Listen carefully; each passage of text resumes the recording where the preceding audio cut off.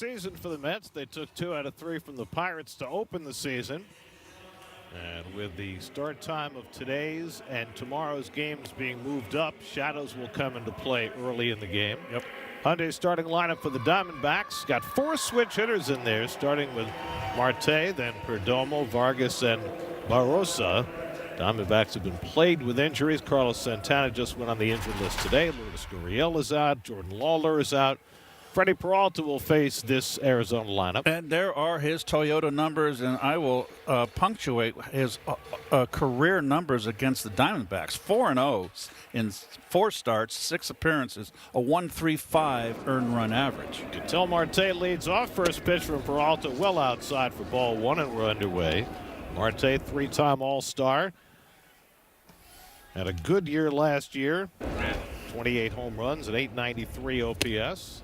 And he fouls one into the mid of Alvarez, and it's 1-1. He's throwing hard right there. I know it says 92 miles an hour, but he had some giddy up on that fastball. They don't call him Fastball Freddy for nothing. He's got great induced vertical movement on that fastball, which is to say what they used to call a rising fastball. Induced? Induced vertical movement. It keeps the ball from succumbing to gravity. You know that. Yes. It's all basic physics, like Isaac Newton. 1-2 coming to Marte, and he takes fastball up and away, and it's 2-2. Now, Peralta, I just love his motion. He is so athletic. It's got a beautiful, classic, smooth motion, rhythmic. Corbin Carroll on deck, and Marte takes just inside. Full count to Marte. And you mentioned it, Gary. There are going to be some shadows coming up, and it's going to be pitcher friendly.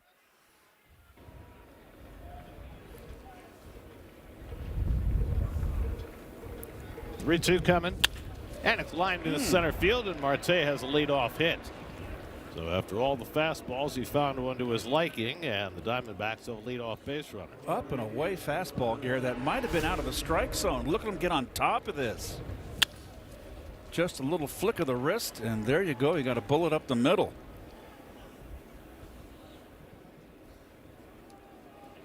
And when you stay level on that high pitch, it's a head-on collision. More chance for good contact. Not Corbin Carroll, who's off to a fast start, the only Diamondback hitter who really is, and he takes a curveball for a strike. One of the quickest bats in Major League Baseball. Good fastball hitter. Carroll, just a little guy with tremendous power, and he chases a changeup from Peralta, and it's 0-2. Well, off to a hot start, and a fastball hitter, and nothing but secondary pitches so far. 31 home runs last year for Carroll. He's already hit a couple this year, and he takes another changeup out of the strike zone. It's 1-2. He had the great rookie year, right? He was rookie of the year. In the second year, he struggled, but he came back last year. Had himself a good season. Finished 6th in the National League MVP balloting last year. Marte at first, very short lead, and the breaking ball strikes out Carroll for the first out of the day. Did not get a fastball, Gary.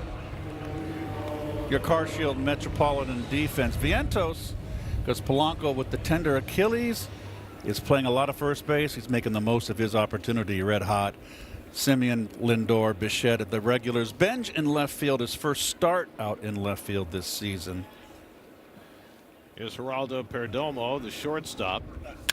And he drives one out to center, chasing Robert back a few strides, and Luis is there to grab it, 2 out. So Perdomo, who's gotten off to a rough start this year after a tremendous 2025, swings to the first pitch he sees and flies out to center for the second out. There is a very, very, very strong wind blowing in from left field. It's directly across the diamond. I mean, it is whipping. And you're going to have to really get into one if you're going to hit it to center field, left field. Wind blowing 20 to 25 miles an hour. Here's Gabriel Moreno, the cleanup hitter and catcher, and he takes a fastball strike from Peralta.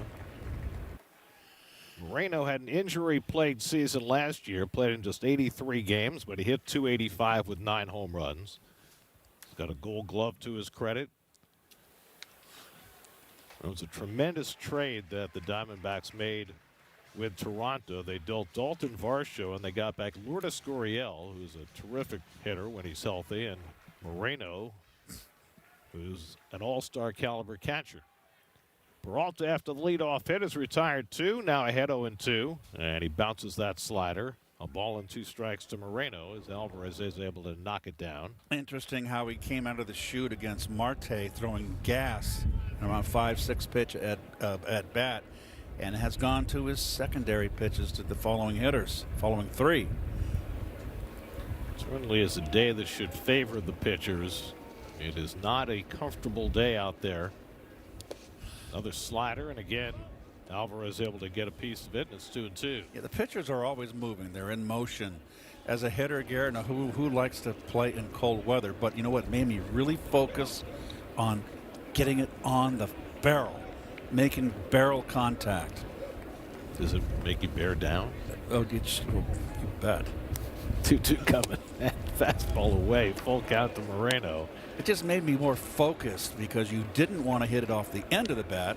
Because it's like those cartoon characters that, you know, when they get hammered like that and they do the chivy, or on the hands where you just, with the cold, it's tough on the hands. And I didn't wear gloves. Chivy, like boing, like that? Yes. 3-2, runner goes, and it's low ball 4. The Diamondbacks have 2 men on. Reminds me of Ricochet Rod. Bing, ding, bing. Yes. So a hit and a walk for the Diamondbacks, and now the DH, Adrian Del Castillo, will come up. Del Castillo just called up a couple of days ago when Jordan Lawler broke his wrist and had to go on the 60-day injured list. Del Castillo is catcher by trade, so the Diamondbacks right now are carrying 3 catchers. Just his second start of the season. He came up with a bang 2 years ago as a hitter. Did not do much at the plate last year, and he takes first pitch slider down for ball 1. Del Castillo, University of Miami product, 2nd round draft pick by the Diamondbacks in 2021.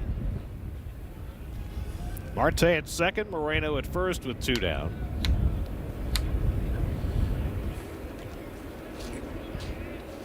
And Del Castillo takes a fastball right there for a strike, and it's 1-1. Nolan Arenado would be next. First innings in his career have been the most difficult innings for Peralta. His career first inning ERA is 5.14. Nice pitch. He can get through that first inning. He's usually in pretty good shape. I bet you a lot of that when he was younger. This is a nice backdoor slider, Garrett. That is a very fine pitch. 21st pitch of the inning, and Del Castillo takes just low with the changeup, and it's 2-2.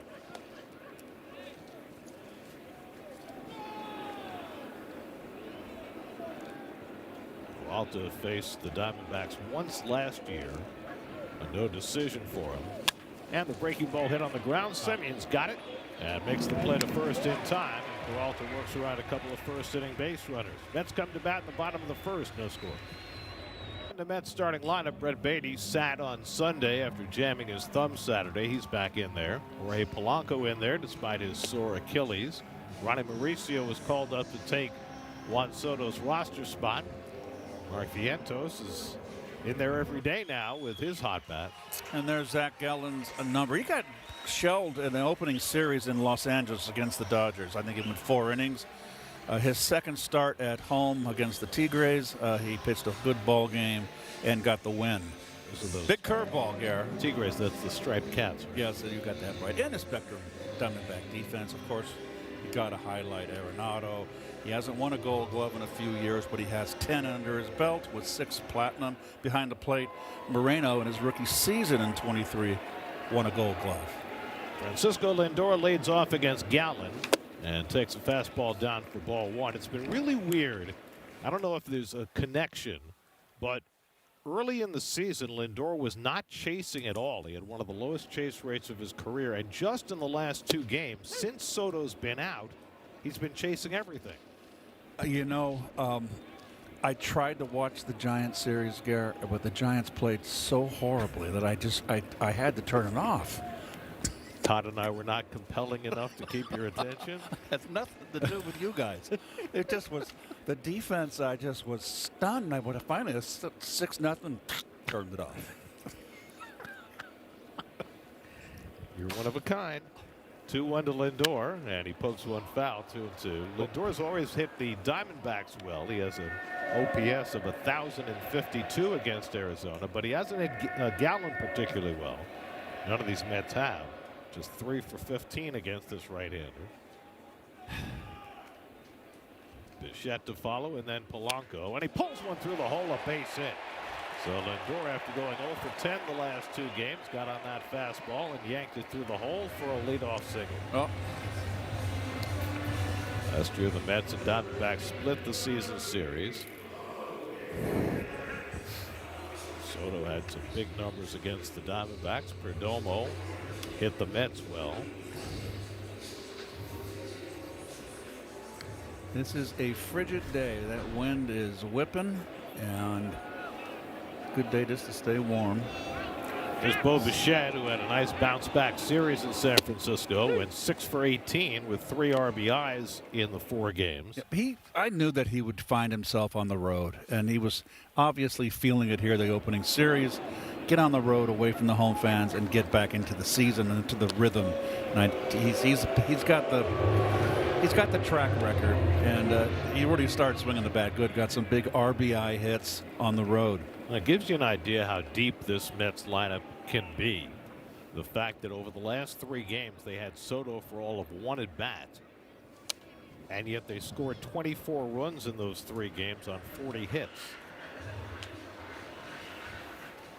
They had some big contributions off the bench. Taylor had a 3-run homer on Saturday. Torrens had the big 2-run pinch hit double on Sunday. Yep. The defense right there, playing him up the middle. I would never give Bichette that much of the right side. And that's where he hits it, right through that right side. Prophetic, Keith. Lindor pulls in at second, so back-to-back singles for the Mets. Bichette taking the 0-2 pitch through that right side hole.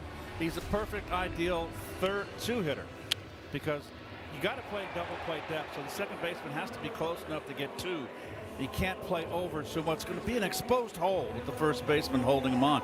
And Bichette is just so good at going that way and setting up a first and third. But Carroll really charged hard and has a good arm out there, and Lindor couldn't advance first to third. Well, Gallen last year made 2 starts against the Mets, allowed just 2 hits in each of them, and now he's given up 2 hits to the first 2 batters. Jorge Polanco, the batter. The third baseman, Arenado, comes in on the grass as though he's expecting a munt. Really? Don't think Polanco is going to be bunted. Jorge comes off a 2-hit game on Sunday against the Giants. Is he going to move back? He's on the cut of the grass. That's interesting. Polanco fouls off that first changeup from Gallen, 0-1. And that's the pitch we talked about in the open for you folks to watch. That sinking changeup. It's been a very effective pitch against left-handers, and that was a good one right there. Zach Gallen, who grew up in South Jersey, Glassboro to be exact, went to Bishop Eustis High School, not too far from Philadelphia. And Polanco fouls that one off, and it's 0-2.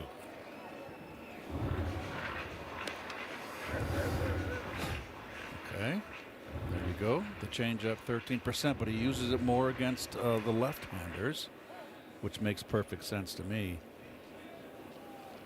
He got away with a fat fastball right down the pipe there. Polanco just hasn't really found his rhythm yet. Luis Robert waiting on deck.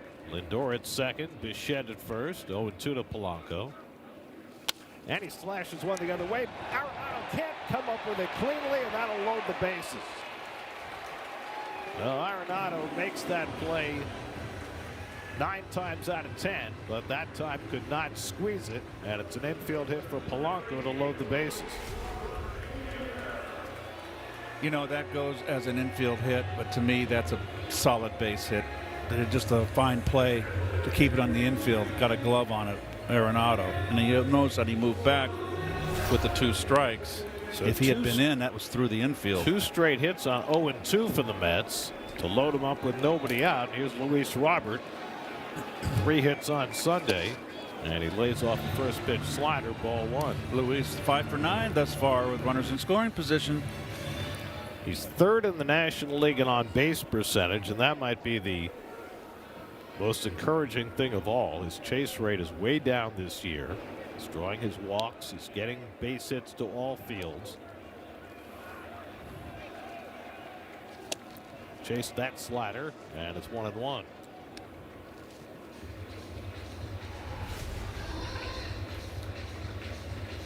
Yeah, there's your difference right there. I know it's hard to lay off that pitch, but if you got a good eye, you're 2-0 with the bases loaded. And Robert takes a cutter in for a strike, and it's 1-2. So Gallen has been 2 strikes on all 4 hitters he's faced. Lindor, Bichette, and Polanco each getting 2 strike hits. Now it's 1-2 to Robert. And Luis goes down swinging, and that's the first out for Gallen.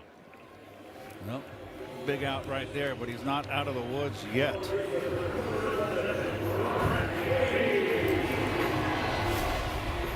Look at his head. He's looking out of the corner of his eye. You can see a little circle on the ball. As a hitter, that's what the hitter sees, that circle, Gary. And it goes right to your brain, and it says slider. Here's Brett Beatty with the bases loaded and 1 out. And he takes first pitch changeup out of the strike zone for ball 1. Brett's been attacking first pitch a lot. Brett missed the game Sunday after jamming his left thumb on a slide into second base on Saturday. But right back in the lineup today. And he swings and misses. And Gallen really got away from his fastball in this inning after getting in trouble. Well, you know what? When you're basically a fastball curveball pitcher, the curveball starts higher in the strike zone when it leaves the hand, Gare. Beatty flies one out to left center. That'll get a run in. Lindor tags. Thomas steps in front of Barossa to make the catch. Lindor comes down the line to score. Brett Beatty with a sacrifice fly. 1-0 New York.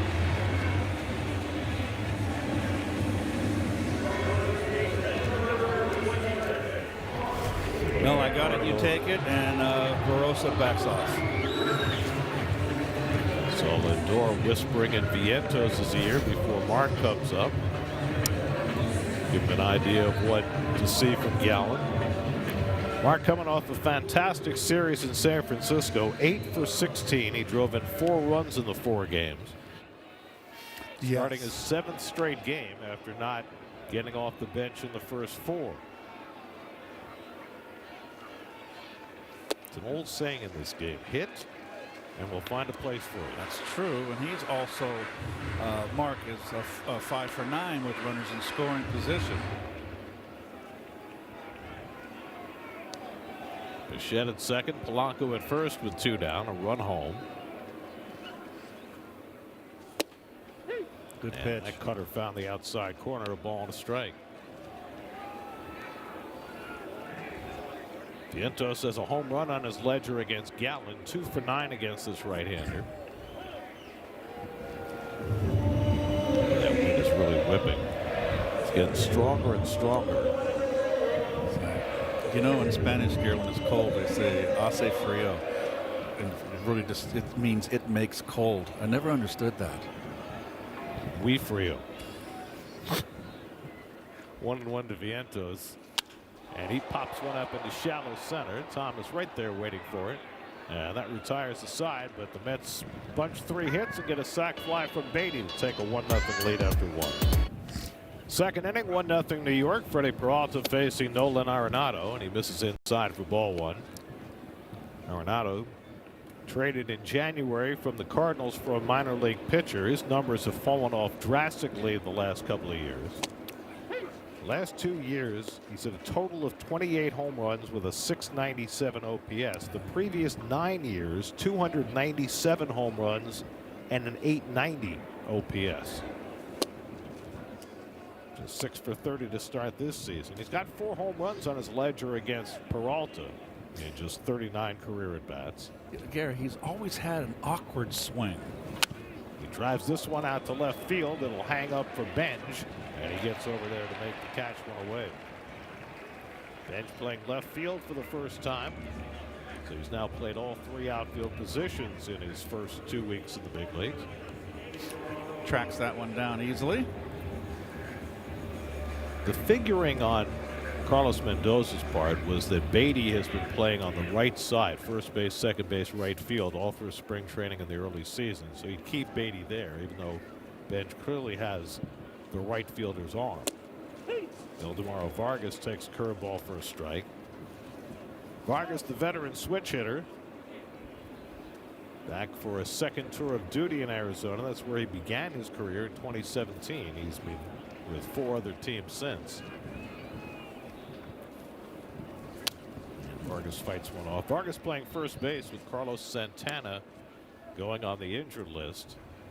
Pavin Smith is also on the injured list. He would be a first base candidate were he not hurt. So Vargas filling in right now. Good pitch. Similar changeup movement from the same as Gallen.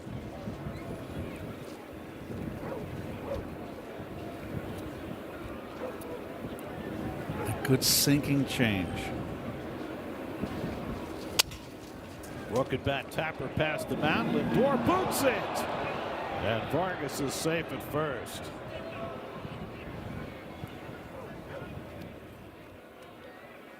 So an error charge to Lindor gives the Diamondbacks a 1-out base run. Oh, the ball came up here. Got him in the thumb. Yeah, the ball came up.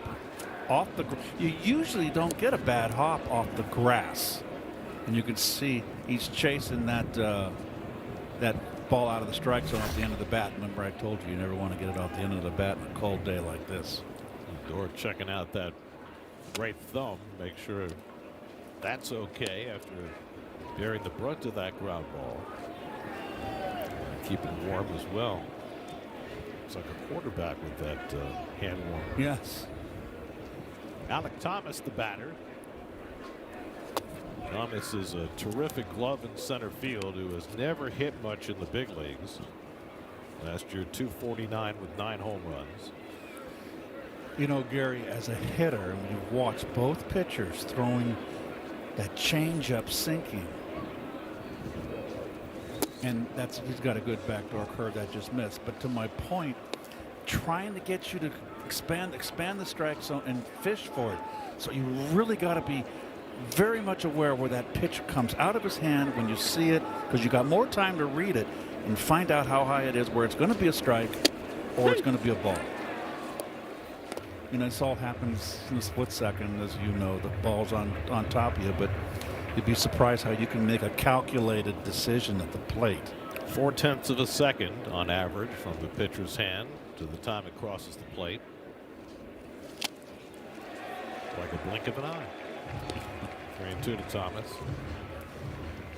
Alec Thomas, now 25 years old, Chicago native. Another one of these smaller outfielders that the Diamondbacks have specialized in. They don't have Jake McCarthy anymore, but they've got Carroll and Thomas, 2 diminutive outfielders who can run. 3-2 with 1 out. Vargas not running, and it's up and away for ball 4. And for the second straight inning, the Diamondbacks get 2 men on. Second walk given up by Peralta, who had walked only 2 batters total in his first 2 starts. Now the Diamondbacks, you expect to score runs. They have not yet. They're 13th this year in the National League in runs scored, and they've scored 2 or fewer in 6 of their 10 games. Well, they're missing 2 big bats on the IL here. That's hurt them.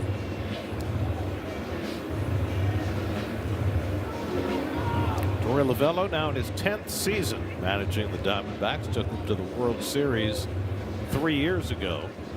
But they have not been back to the postseason the last 2 years. Finished 2 games under 500 last year.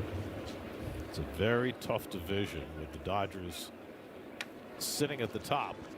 Well, wasn't it 2 years ago the Mets sent him home, right? At the end of the year when the Mets had that playoff run. Barossa bunts one in front of the plate. Alvarez quickly on it and throws him out at first. He'll get credit for a sacrifice, but it's not really a sacrifice situation. No. As he makes the second out. I don't know why he'd bunt here. Oh, you look at he could have stepped on home plate. Wow. You see that back foot? I did not. I've never seen that. Watch, Garrett. Look at that. I've not seen that. Well, he's not on the plate, Right. but he is out of the batter's box.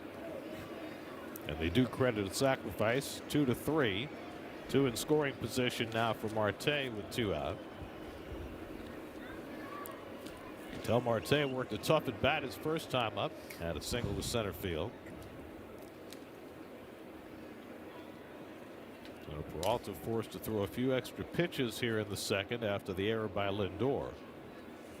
And Marte takes the first pitch curveball down for ball 1.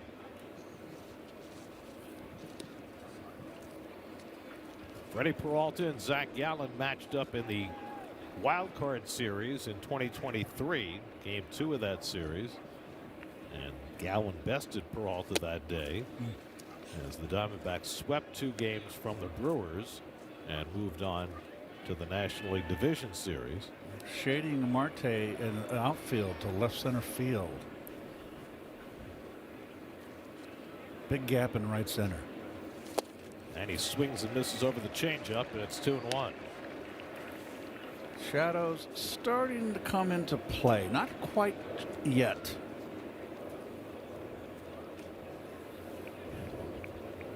Vargas at third, Thomas at second with 2 down.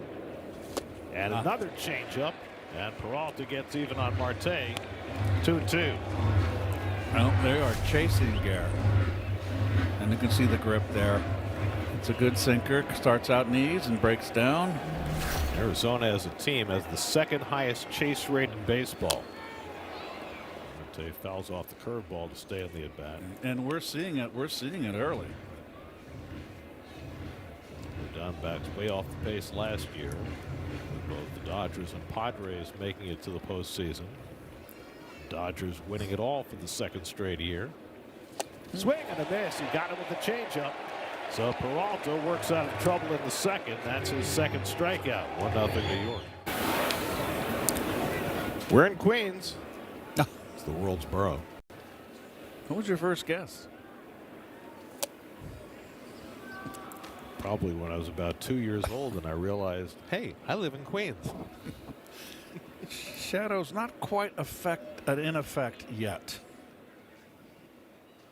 Marcus Semien got a chance to go home to Northern California, and it served him well. He had lots of friends and family around, so he didn't get much sleep over the weekend, but he did go 7 for 15. Yep. Home cooking. It's a good trade-off. Zach Gallen behind him 2-0, and Semien pops one up. Third baseman Arenado coming down and just puts it in his pocket at the last moment. The catcher Moreno had a late reaction to that. He was not going to get there. And Arenado just able to close the ground for the first out. It looked like, well, he's like looking into the sun a little bit, and Arenado was not. A nice slide. No, the old pro. So 1 out and nobody on. Now Carson Bench. It's been a slog for Bench in his first 10 games in the big leagues. Just 3 hits and 30 at bats. I just seen a long swing. I've been here before, my rookie year when I was 20, and seen the batting average up there and struggling, getting off to a slow start. It just, you know, if you're a veteran, it's just, you brush it off. When you're a young kid, just a lot of pressure on you. You put on yourself, really. So I guess the question is, how long would he need to struggle before it might change their minds about him being ready to be here? That's a good question. Now with Soto on the IL, and he's not going anywhere. I mean, so much of it depends on the individual and how they handle it. I mean, the one thing that we learned about Bench during spring training is that he is very even keeled. He's got to be churning in his head, though. You know, he's a guy that's used to hitting, and you know, this is the highest level. This is what he wanted to be, and he's here. It's the opportunities right there. The big brass ring. Francisco Alvarez waiting on deck.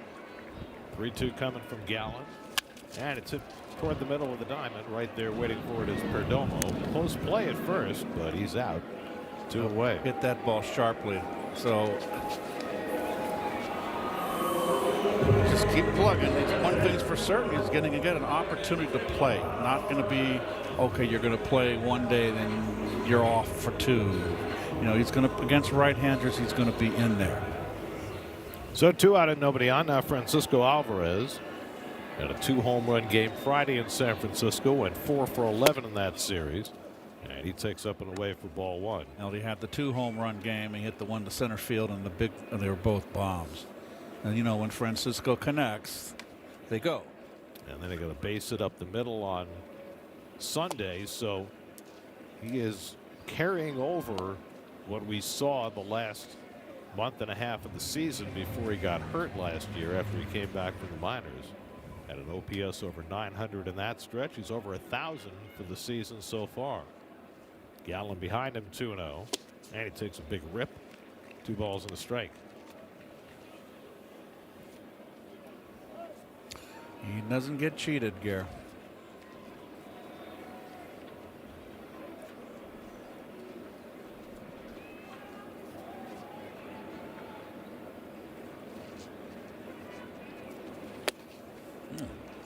Gallen did not have his best year last year. Made every start, but his ERA was 4.83. The one thing that hurt him more than anything else was the home run ball. He gave up 31 home runs in 192 innings. And that's inside ball 4. So Gallen's first walk of the day, a 2-out pass to Alvarez in the second. Now he's pitching in a ballpark where the ball carries as well. Gallen got the qualifying offer as a free agent from the Diamondbacks. He turned it down, went out of the open market, didn't get an offer that he wanted, came back to the Diamondbacks and signed for something less than the qualifying offer. So it didn't quite work out for him in free agency, but he'll be a free agent again after this year. Well, there's no such thing as a bad contract today, as far as the dollars. I would not call it a bad contract. I just said it was somewhat less than he would have gotten had he taken the qualifying offer in the first place. Lindor drives one out to right, chasing Carroll back, and he can't get it. It's one hop against the wall. Alvarez to third. He's going to be held up there, but then it gets loose, and Alvarez will score. Lindor goes to third, and it's 2-0 New York. Tim Leeper put up the stop sign, but the ball trickled past Ketel Marte, trying to cut it off in shallow right field. And Alvarez scampers home with the second Met run. And that's got to be a double and an E9 on the throw. Poor throw, Fundies. This would be second and third. Alvarez was held up at third base, and he makes a poor throw, and that allows the run. So no RBI. The run scores on the air, charged to Carroll. 2-0 New York, and now Bichette takes a cutter low and away, ball 1. Well, there's 2 outs. You're going to run on contact. Now you just don't worry about it. Pick up your coach. Don't look back. Pick up your coach.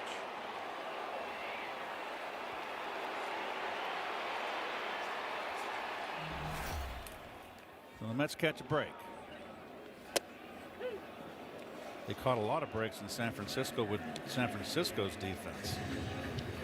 Diamondbacks have now made 6 errors in their first 11 games.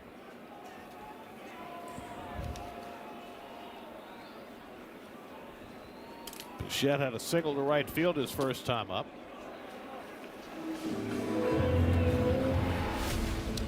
Well, Carroll got once he started going in that back on his heels a little bit. He got fooled on that ball. I think with the way the wind is blowing, the ball might get a little extra kick going to right field. You know, we were here early, Gary, and I beat you to the ballpark. Unbelievably, for the 3rd straight time. Fly ball out to right center, and Carroll's shading his eyes, and this time he makes the catch. Quick point. Not one team took fly balls today with the win before the game. Mets get an unearned run in the second and lead 2. Third inning, Freddie Peralta now with a 2-0 lead faces Corbin Carroll, whose error brought in the second Met run. And Carroll takes a backdoor curveball for a strike, 0-1. Carroll was struck out his first time up, one of 2 strikeouts for Peralta, who's had some traffic to deal with the first 2 innings, stranding 4 runners.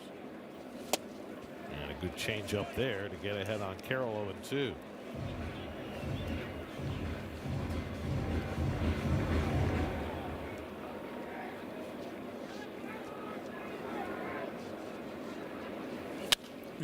And a fly ball hit to left. Ben Jesus back into the shadows and puts it away, 1 out. Let's go back to the scoring play. Tim Leeper, the Mets' third base coach. Well, he makes the right call here. You're not sure that the ball's going to be caught, and it gets over his head. Now watch on the left of your screen. He's got to hold him up. Here comes the throw. Alvarez wasn't even rounding third base. And then he directs him home. Alvarez, when you make that turn, then you can pick up the ball when the coach is holding you up. Yeah, it seemed as though Alvarez picked it up himself and never really broke stride, even as Leeper was holding him up. Well, when you make the turn and the coach, when you're rounding third on a ball, and remember, the ball to right field is behind you, so you have to rely on your third base coach. And he held him up, then you make the turn, then you pick up the ball yourself. And he made the read. Geraldo Perdomo takes cutter for a strike, and it's 0-2. Perdomo flied out to center his first time up.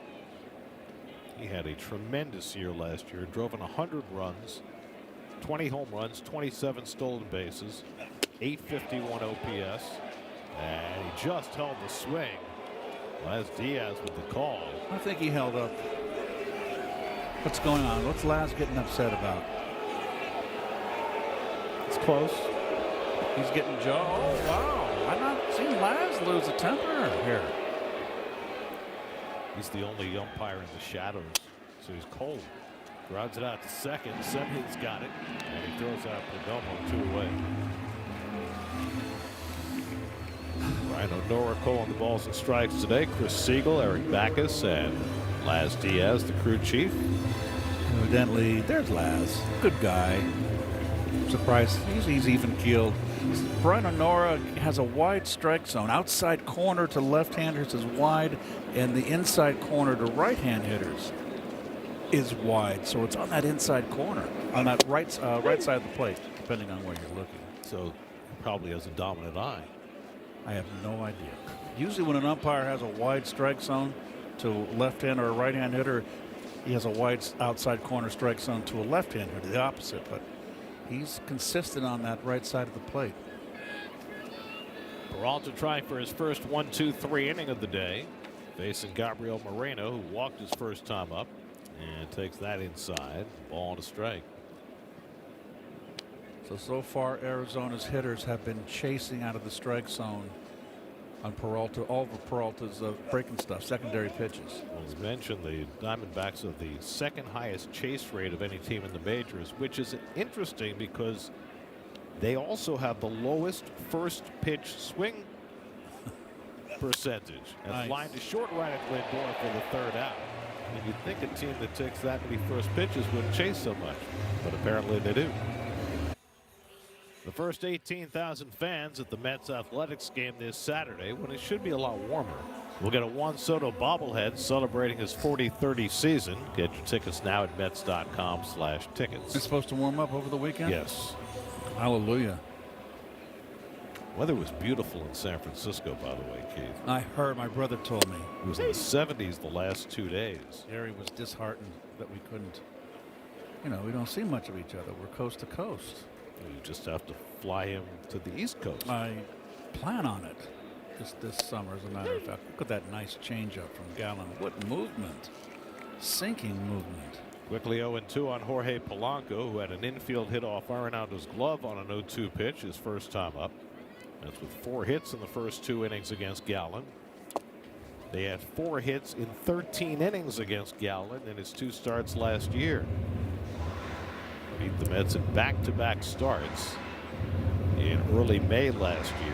First one here and the second one in Arizona. Tough shadows right now for the hitter. And Polanco goes down swinging on the changeup. Second strikeout of the day for Gallen. Well, since 2023, these two guys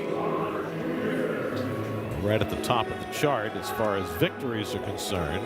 And of course, so much of that is just being able to take the ball every start, and that's something that Peralta and Gallen have both done consistently through their careers.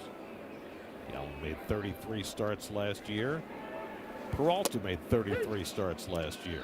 And that's about all you're going to get. Now, Robert is challenging the call of strike one. It's a strike. It's not low. It's our first challenge of the day. Oh, and it's a ball. So Robert gets the overturn.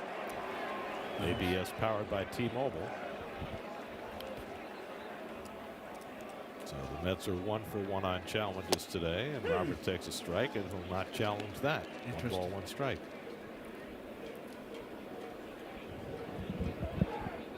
Robert struck out his first time up.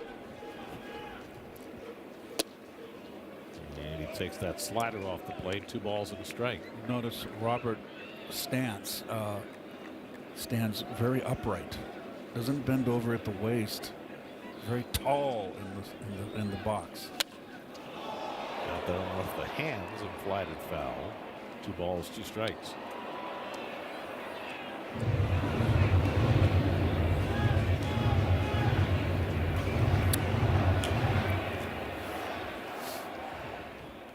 Brett Beatty waits on deck. 2-2 from Gallen. And Robert takes the curveball outside and low. 3-2. And this is where Robert has really progressed as a hitter early this season, laying off that breaking stuff out of the strike zone. He's already drawn 8 walks. That's in the top 10 in the National League. And he takes outside ball 4, making 9 walks for Robert. Second one given up by Gallen today. I mean, if he can be this selective, there's no telling the heights that Luis Robert can reach this year. Well, a lot of it puts you in hitters' counts. That's the thing. When you chaser, you get in pitchers' counts, and it's not fun hitting 1 and 2, 0 and 2. Chilly day, 47 degrees right now, wind gusting at about 25 to 30 miles an hour out of the northwest. It's a day for hoods. Beatty pulls one down to first. Vargas steps on the bag to throw to second for the tag for the 3-3-6 double play that retires the side. After 3, Mets 2, Diamondbacks nothing. 4th inning, Adrian Del Castillo takes a strike. Freddie Peralta coming off a 1-2-3 third. Got Castillo to ground out with 2 men on to end the first. And he threw a fastball by him, and it's 0-2. There's that 93-mile-an-hour fastball that's got life upstairs. Del Castillo playing just his second since his call-up. Nolan Arenado on deck, and then Ildemaro Vargas for the Diamondbacks. And Castillo takes the changeup outside, 1-2. Peralta's last start in St. Louis, he held the Cardinals scoreless for the first 5. Left with a couple of men on in the 6th. An inherited runner scored against his ledger, and that was it. And now he's gotten off with 3 scoreless innings today against Arizona. Peralta, the first Met to make a 3rd start. David Peterson will go tomorrow. Nolan McLean on Thursday. 1-2 coming, and he got in on the hands of Del Castillo. 2 strikes. Good fastball inside, can maybe open up that outside corner. 2 straight fastballs come with either the backdoor curve or that changeup. And he got him with the curveball on a foul tip held by Alvarez. 3rd strikeout for Peralta. And we check in with Steve Gelb. Steve, are you staying warm? I'm doing okay for right now, but I want you guys to take a look at this video quickly. This is something that the Mets infielders are doing every single day before batting practice. And, you know, it may look like it's not that big a deal, just taking some ground balls off of a machine. However, there is more than meets the eye to this specific drill that these batters and these infielders take. First of all, the balls that they use are 2 ounces lighter, and the gloves that they use to field the ball are about 3/4 of an inch shorter. And so the idea is to make it pretty difficult to have a ball that's going to bounce off your glove a little bit, and a glove that's obviously shorter, so you have to really make sure that you get it in the webbing. Now that machine, what makes that unique is it is set to mimic what a splitter would be. So you get a lot of topspin on that ball the way that you would coming off of a ground ball in actuality, versus when guys hit fungos where it's not that traditional topspin. It's a drill that was brought in by new Mets bench coach Kai Correa, known for his defensive prowess. He said that in the beginning of spring training, if he hit 300 balls off the machine to these infielders, they'd probably miss about 100 of them. Now it's down to about 15. Is that machine spitting out the ball at game speed or something less than that? You know, that I don't know, but it's very firm. So the infielders said that it comes at you pretty quickly, and it's really that second hop that goes down further than you would expect it because of the topspin on the ball. Now I got to ask you, does Lindor do it as well as Simeon? Bichette with a long throw off the backhand, and perfect to get Arenado 2 out. Lindor does it. Simeon does it. Simeon actually said to me the other day that he thinks it'll take him till about mid-May before he can successfully get about 100% of them. That it's been that difficult for him. Someone who's been in the league for as long as he has and obviously known for the type of glove. So he's loved the drill so far and the type of challenge that it's presented. And yeah, Lindor does it as well. So pretty much every infielder I've seen do it almost every day. One more question, Steve. Yes. Vargas with a pretty bunt. Peralta the bare hand play, and it can't be handled at first by Vientos. And Vargas is safe.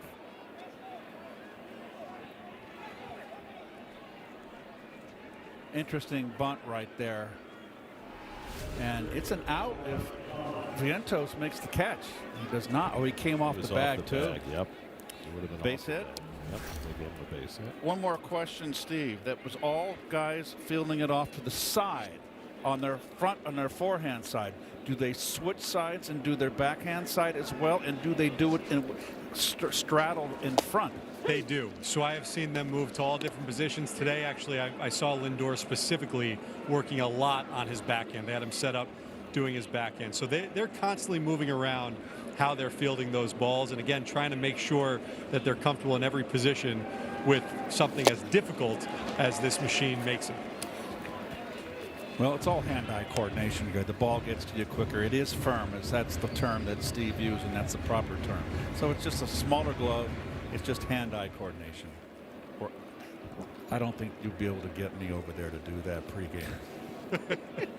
Well, first they would have to get you to the ballpark far earlier than you were accustomed to as a player. I had that big old glove, and shoot. But I like the fungos, but I understand the principle of what they're doing.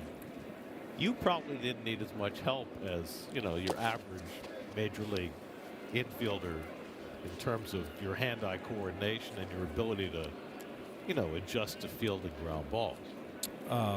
That was the easy part of the game. The hitting was the hard part of the game.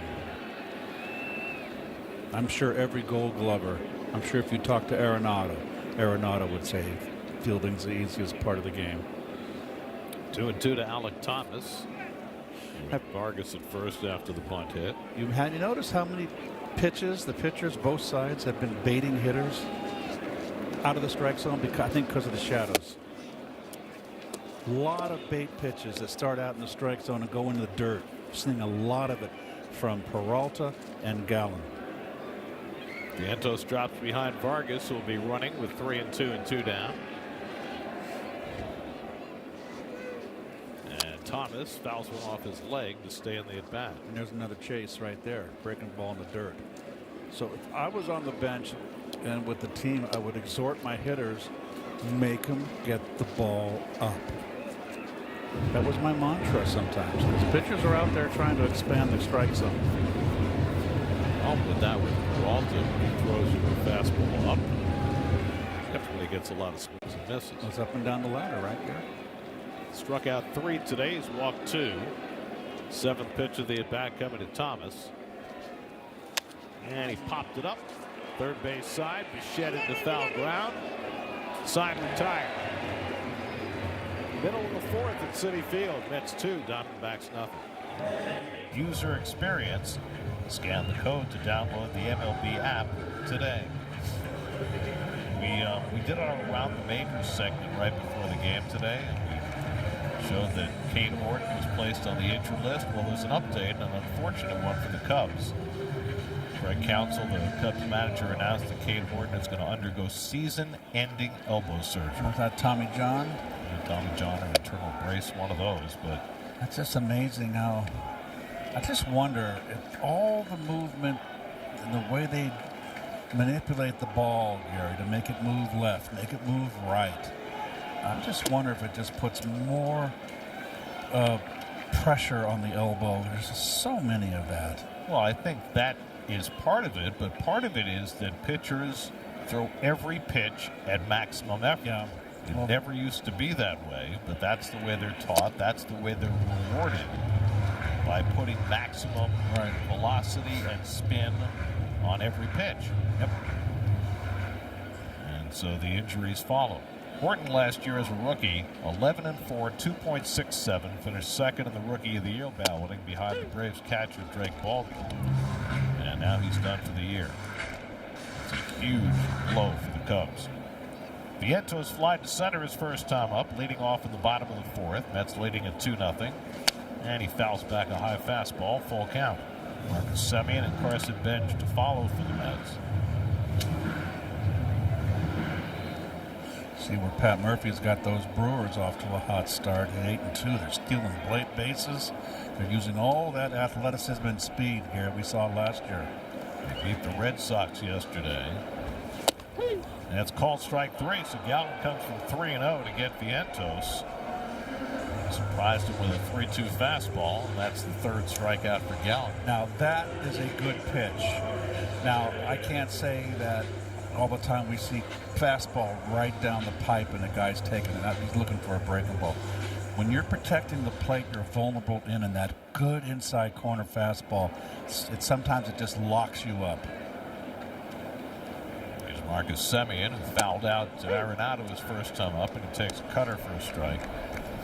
You think the fans in Boston are a little up in arms yet?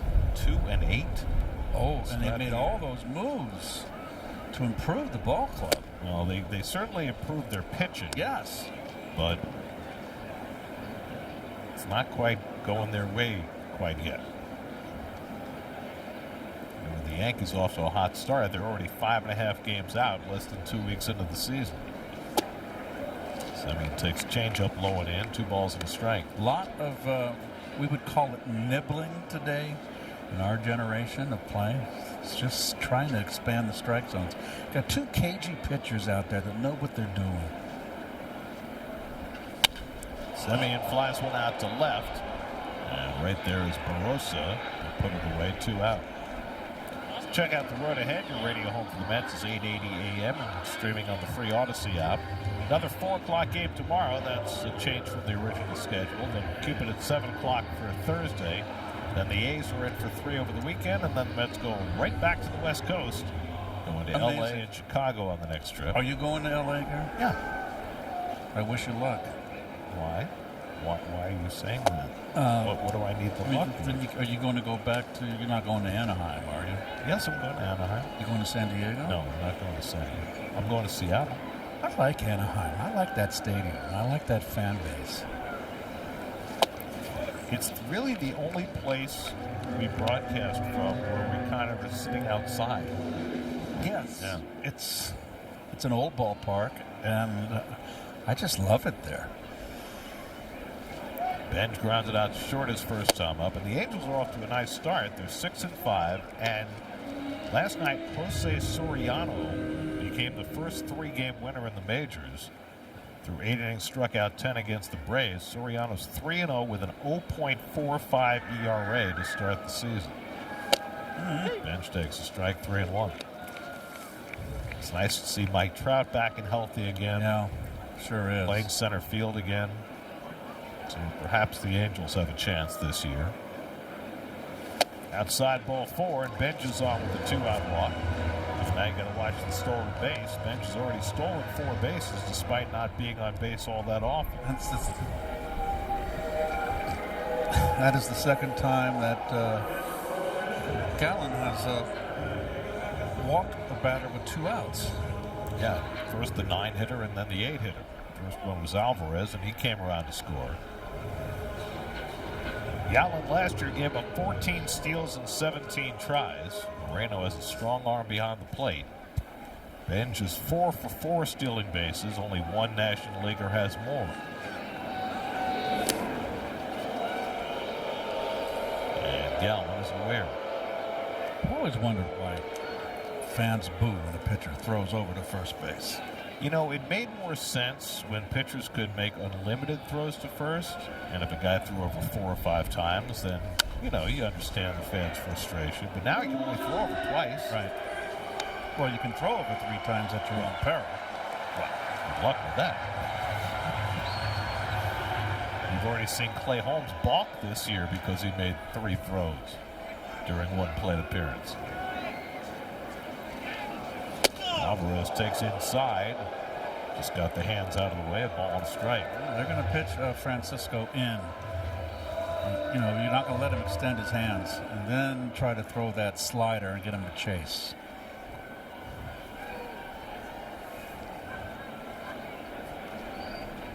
Alvarez grounds one toward the hole. Perdomo in the backhand makes the long throw on a high. Double time.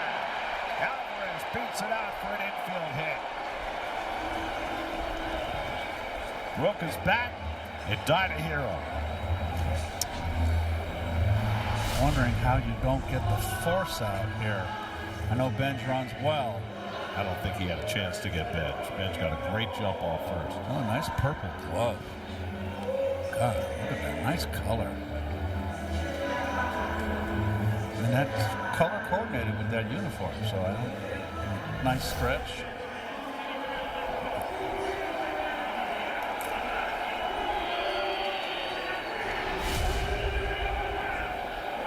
That's all he had left. Just a splinter. That's called you get sawed off. Diamondbacks pitching coach Brian Kaplan is out at the mound. So Gallen getting into some 2-out trouble again. Walking an infield hit, and Francisco Lindor, who's already 2 for 2, will come up. Oh boy, the umpire got it. Got it right in the right knee. And speared him in the stomach.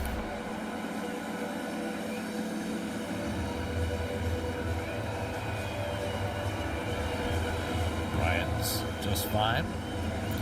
So now Lindor looking for his first run batted in of the season. 39 at bats into his year. He's already singled to right and doubled over Carroll's head at right. Scored a run. That's here with 2 out and 2 on.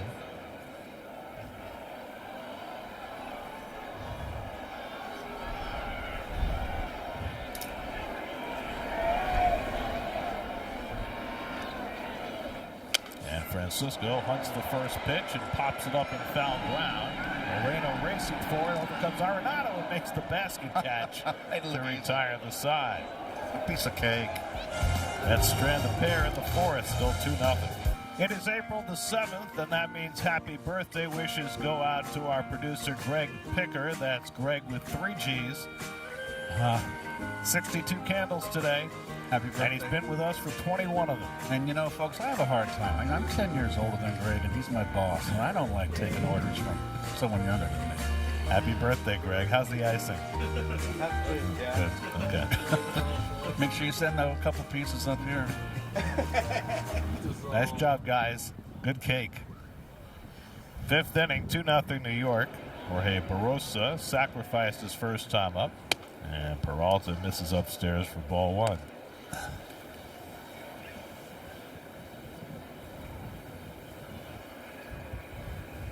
Bichette playing it on the grass against Barosa. And Peralta caught the top of the zone. Ball and a strike. Okay, we're all in shadow now, pitcher and hitter, so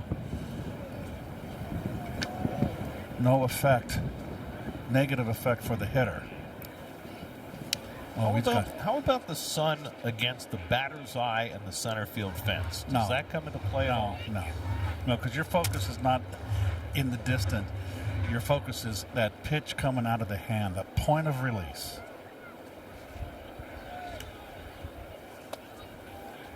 Bury that curveball at the feet of Barossa. 2 balls, 2 strikes. Ketel Marte on deck, and then Corbin Carroll in the 5th. Peralta's got a really good live fastball upstairs, and it's only 93 in the gun, folks. You don't have to throw it through a brick wall to win in baseball. That's because he has the induced vertical break, Keith. I knew there was the inducement. And this is down with the changeup, and it's 3-2. Peralta's run more than his share of full counts in this game, and that's why he's about to throw his 80th pitch, his 5th full count already. Not quite as many as Nolan McLean that last start, but that's plenty. Fouled away by Barossa. It has been the case this year for Peralta that the 5th inning has been difficult for him. As far as his pitch count, correct? Well, in terms of the struggles that he's had to get through the 5th inning, he's had to throw a lot of pitches. And he went 5 in his first start. He went 5 in the 3rd against St. Louis in his last start. You know what? Starters go 6 today, Garrett, you know? 6, he was trying to get 7 out of him. 8th pitch of the at-bat, and Barossa pops one foul. That'll come back out of play. So the number 9 hitter, Jorge Barossa, is being a pest. And Peralta's just going after him with fastballs. He's got a beautiful motion. I really love his follow-through. So athletic. And Barossa goes down swinging on the curveball. That's the 4th strikeout for Peralta. 1 down in the 5th. All those fastballs set up the breaking ball. Oh, here we got the progression. That's coming from the truck, folks. Of the shadows. Of the shadows here. Yep. Well, the sun's sinking in the west, Gary. Things move so quickly these days. Like Dorothy in Oz. 3rd time around the batting order now for Peralta. Ketel Marte singled to center in the 1st, struck out in the 2nd. Marte, 3-time All-Star. The Diamondbacks have done a nice job of wrapping up their young players for long-term contracts. Marte, Carroll, Perdomo, all signed to long-term deals that will buy them out of some of their free agency. He got an issue with Brian O'Neill. He's got something in his eye. The wind's whipping. Candlestick Park was the worst, Gary, as I don't have to tell you. And that wind would whip and swirl. Well, they did such a great job with the Giants' current ballpark. Oh, yeah. Negating the wind to a certain extent. Good movement. Change-up on the inside corner. I don't think that's where he wanted it, but if you're going to miss inside corner.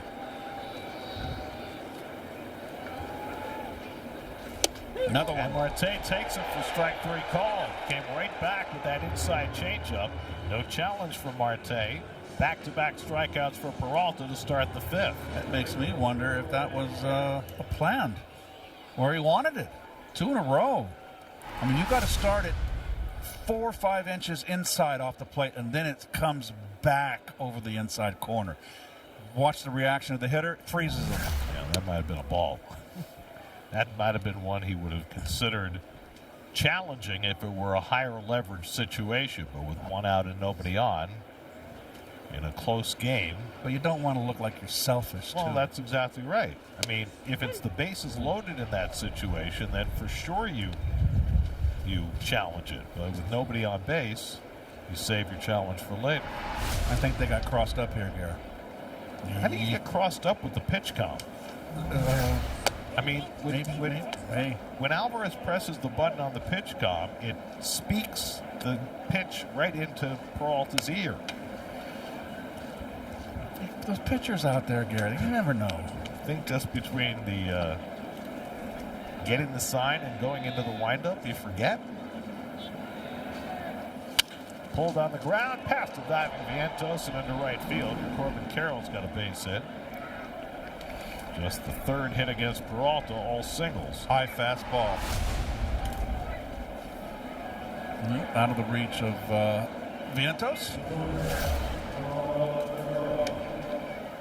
Justin Willard, the Mets pitching coach, will head to the mound as the Mets bullpen starts to crank. Peralta had 91 pitches on the day. He threw 92 in his last start. That's his high water mark for the year.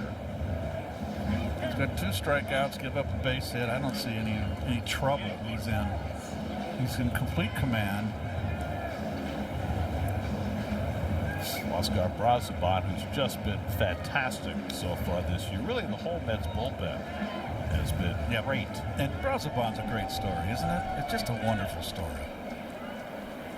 Didn't get to the big leagues till he was 32 and turned a corner last year and really solidified it in people's minds with his performance in the World Baseball Classic this spring. So here's Perdomo, dangerous hitter, tying run at the plate in a 2-0 game. Perdomo's flied out and grounded out 0 for 2. Yeah, he came into the game hitting 182. He's been struggling. He's 0 for 2 so far. Low ball hitter. Carroll, a very short lead at first. He only has 1 steal so far this year, 17 last year. Perdomo last year finished 4th in the MVP balloting in the National League. 100 RBIs. Fine defense at short. Throw behind the runner Carroll when he gets back.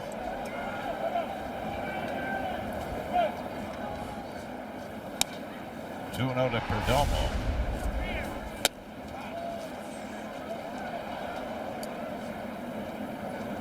Short hop pickup.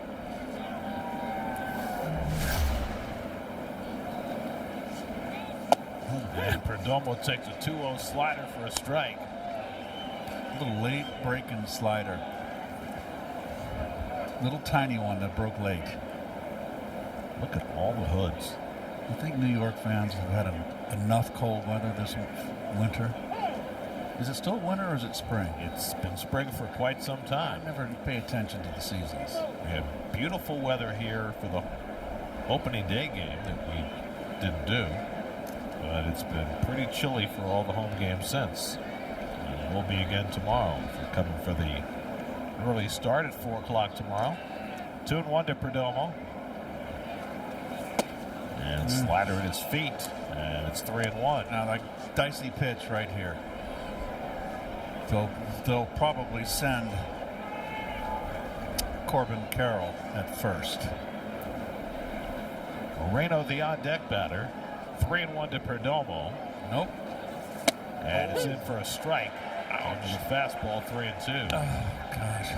I'm sorry. How did you take a 3-1 fastball? I'm sorry. I let my emotion. I thought you were in pain. No. I'm worried about you. I just... Don't give me a scare like that. Oh, 3-1 fastball. Gosh. Now Carroll gets set to run. Vientos behind him. And the 3-2 is inside, ball 4. Just miss it. I'll say if you want to challenge, it was low. It's Peralta saying, no, I can finish this. Don't come out here. That ball just missed. Third walk given up by Peralta. So now the tying runs are on base with 2 out. Just missed.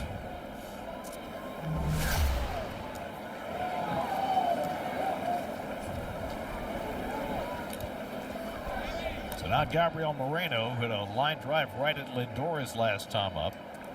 Walked in the first inning, so he's 0 for 1. So Peralta being pushed a little further in terms of pitch count. His 98th pitch of the day, and that misses outside for ball 1.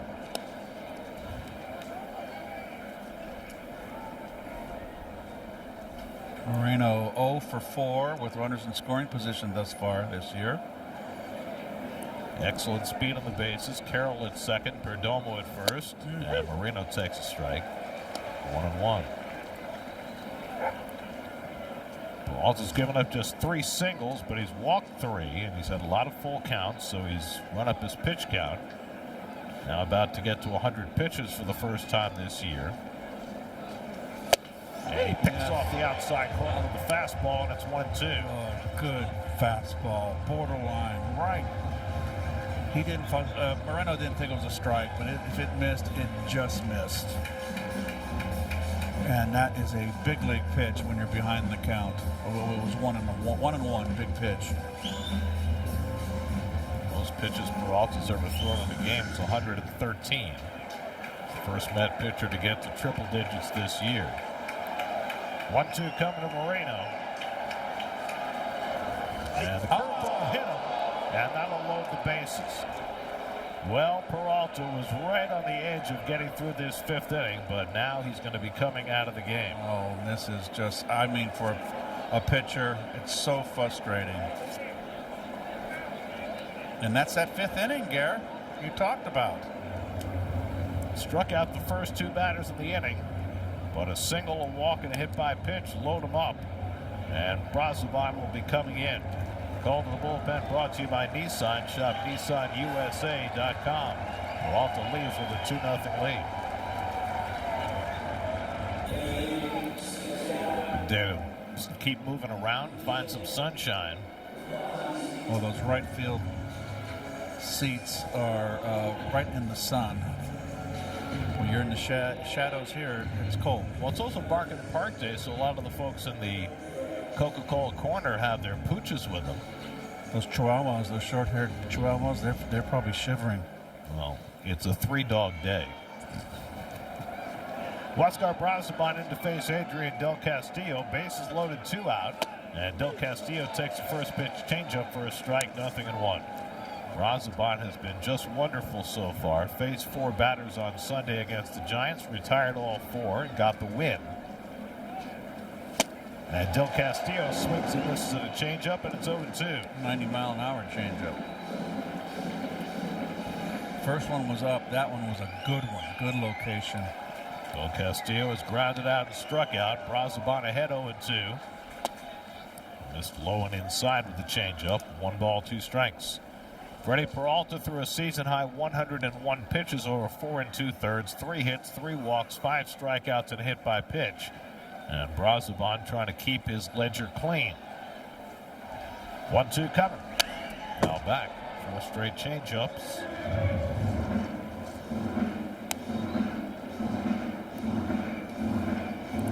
Arenado would be next. Carroll at third, he singled. Perdomo at second, he walked. Moreno at first, he was hit by a pitch. 1-2 coming. Fastball, Yep. got it looking. Side retired. Challenge. I think it's a strike. Del Castillo is going to challenge the call. It's close, Gare.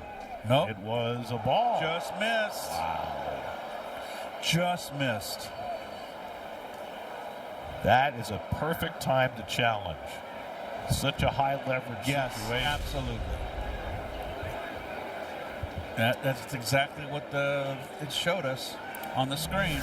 Just missed. So Brazoban has to go back to work with a 2-2 count with the bases loaded. And Del Castillo lines one into right field for a base hit.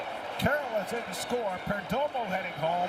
The throw trickles into the infield. It's a 2-run single for Adrian Del Castillo to tie the game after he won a challenge to keep the at-bat going. So the ABS proves incredibly helpful for the Diamondbacks. Turns an inning-ending strikeout into a 2-run single. High changeup, Gare. Outer half. Not a good pitch.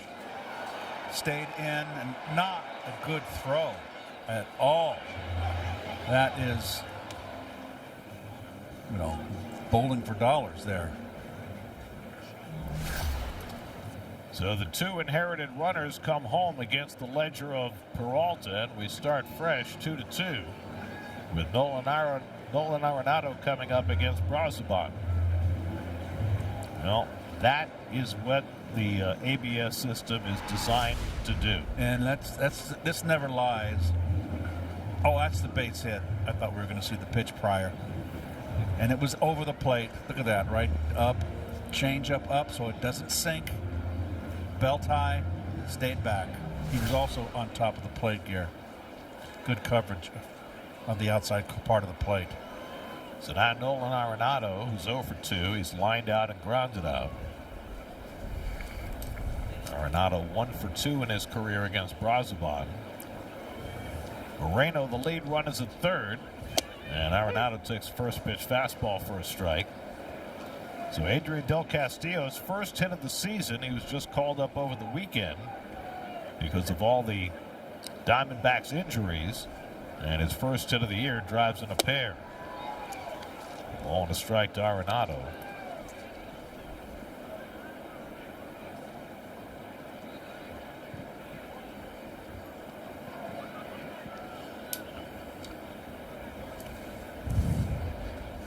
And a swing and a miss and a good changeup, and it's 1-2. Walter struck out the first two batters in the inning, but now 4 straight have reached base for the Diamondbacks. 2 hits, a walk, and a hit by pitch have produced 2 runs. And now Brazoban trying to limit the damage. So tomorrow Vargas would be next.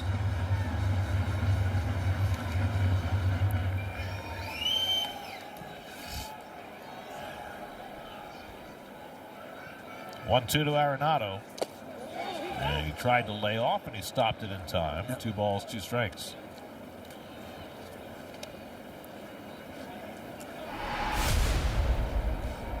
Nice block.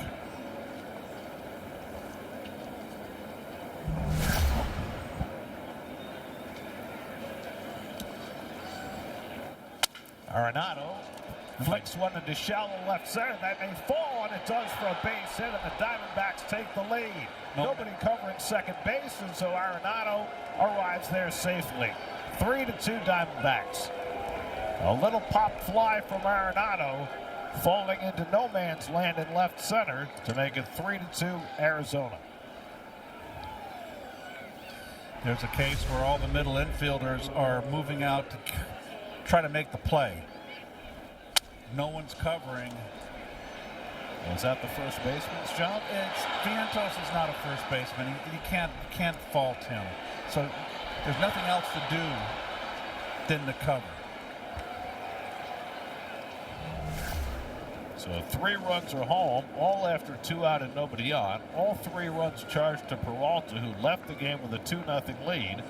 Now he's pitcher of record on the short side. 2 more in scoring position for Eldemaro Vargas, who takes a fastball up and away. Well, off the end of the bat, there's the changeup away, and you can see he got it off the end of the bat. And a nice little L wedge there with an RBI in it. Vargas, the 8th man up in the inning. And now Brazoban behind him, 2-0. Good base running by Arenado. Remember, without the ABS system, this inning would have been over. Del Castillo was called out on strikes, got the call overturned, and now 3 runs are home. Ground ball down to Vientos. He'll make the play himself. That retires the side. But the Diamondbacks put up a 3 spot to take the lead halfway through. It's 3-2. Home 5th inning at Chili City Field. Bo Bichette leads off against Zach Gallen, who's been provided with the lead for the first time. Bichette had a base hit to right field. Mets got a run in the first. They added an unearned run in the second, and Gallen's been able to hold them off the board since, despite walking 3 over the first 4 innings and giving up 5 hits. You know, I've always said when the team scores your runs, particularly when they put you ahead, you got to run a goose egg out there the next half inning. And we'll see how this goes for Gallen. Mets have the 2, 3, and 4 hitters up. Bichette, Polanco, and Robert. Luis Garcia up in the bullpen after Oscar Brazoban had an ill-fated relief outing in the top of the inning. Breaking ball fouled off. 2 balls, 2 strikes.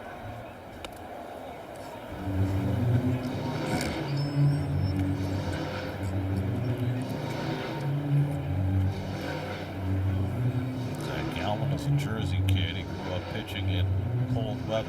Out there with no sleeves today. 47 degrees with the wind howling in, rubbing his arm. Yeah. Might be a little cold. Or it was his glove side.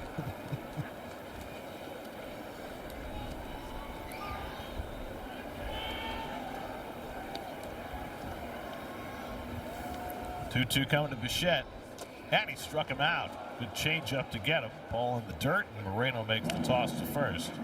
And that's the 4th strikeout for Gallen, 1 down to the 5th.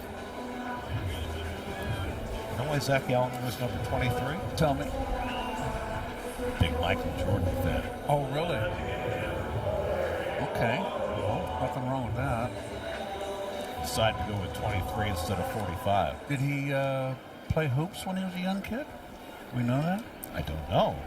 I mean, I'm sure he probably had shot a basketball at some point in his life. Well, that's not playing hoops competitively in high school. I believe that his affection for Jordan was more about his competitiveness.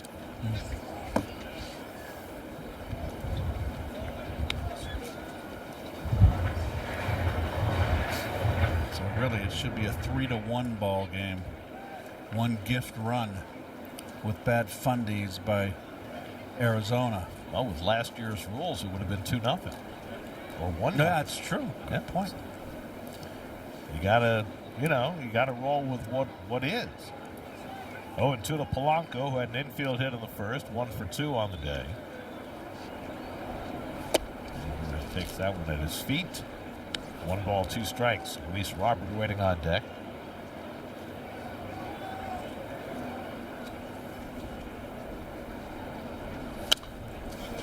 Hey, did you see that Tyrone Taylor's got a new number today? Yes, you mentioned that to me. Explain to the folks why, Gary. Tyrone Taylor is no longer number 15.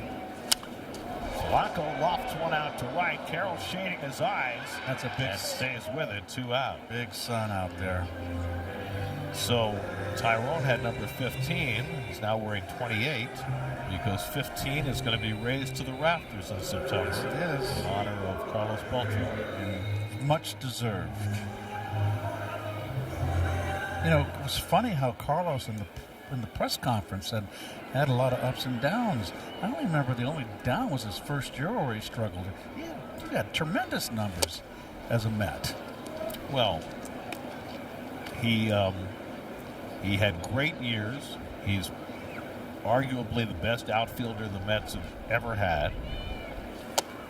He spent 6.5 years as a Met. But he had a rough 2005, and unfortunately, for a lot of Met fans, he gets remembered for one pitch. Which was a pretty darn good pitch. It was a great pitch.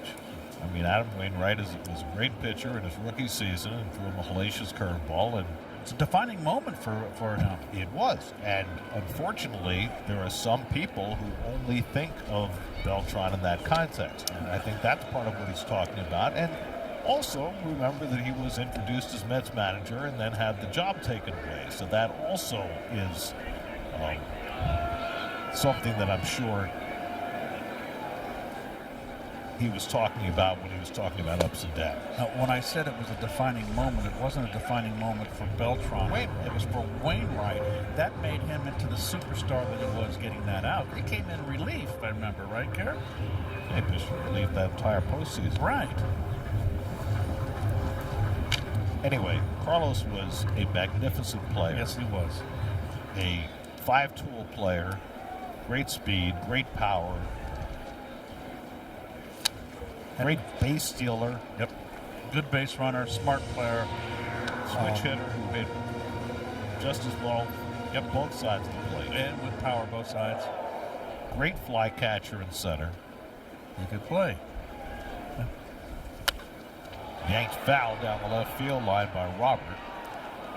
You know, he talked about the 2005 season that he had a quad injury that he felt he needed to play through. Right. And then after the collision with Mike Cameron in San Diego, when he could have easily sat out the rest of the year, he missed 3 games. And that's ball 4, and Robert walks for a second time. Third time, a 2-out walk by Gallen, and that is a terrific at-bat for Robert right there.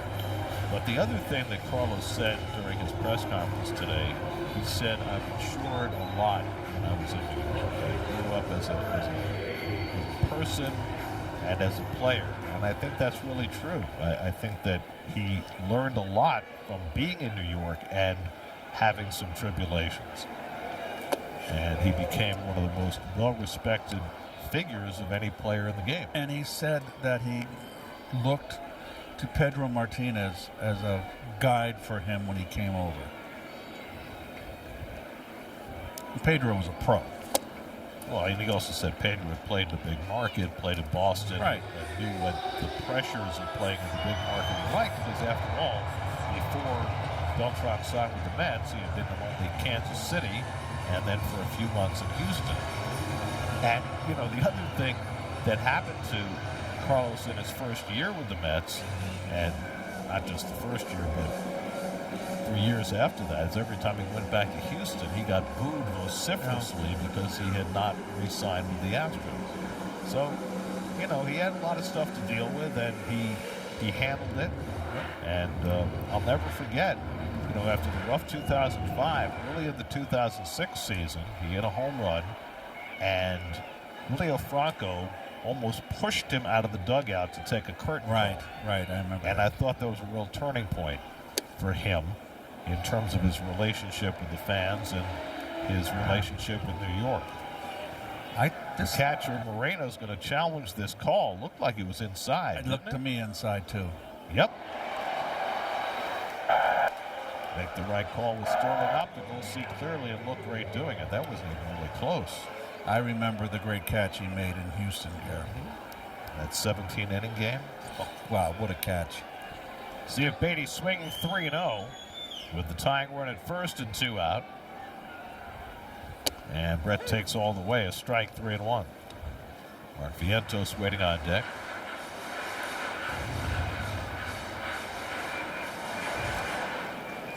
Ryan Thompson, the side-arming right-hander, up in the bullpen. Luis Roberts stole 2 bases Sunday, but he's not going.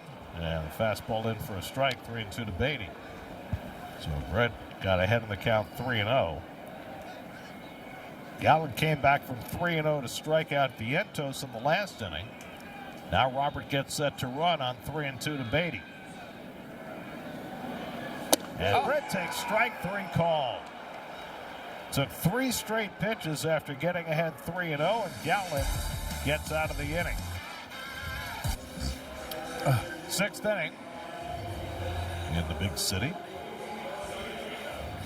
I like that Spirit airline plane landing over the center field fence at banana yellow.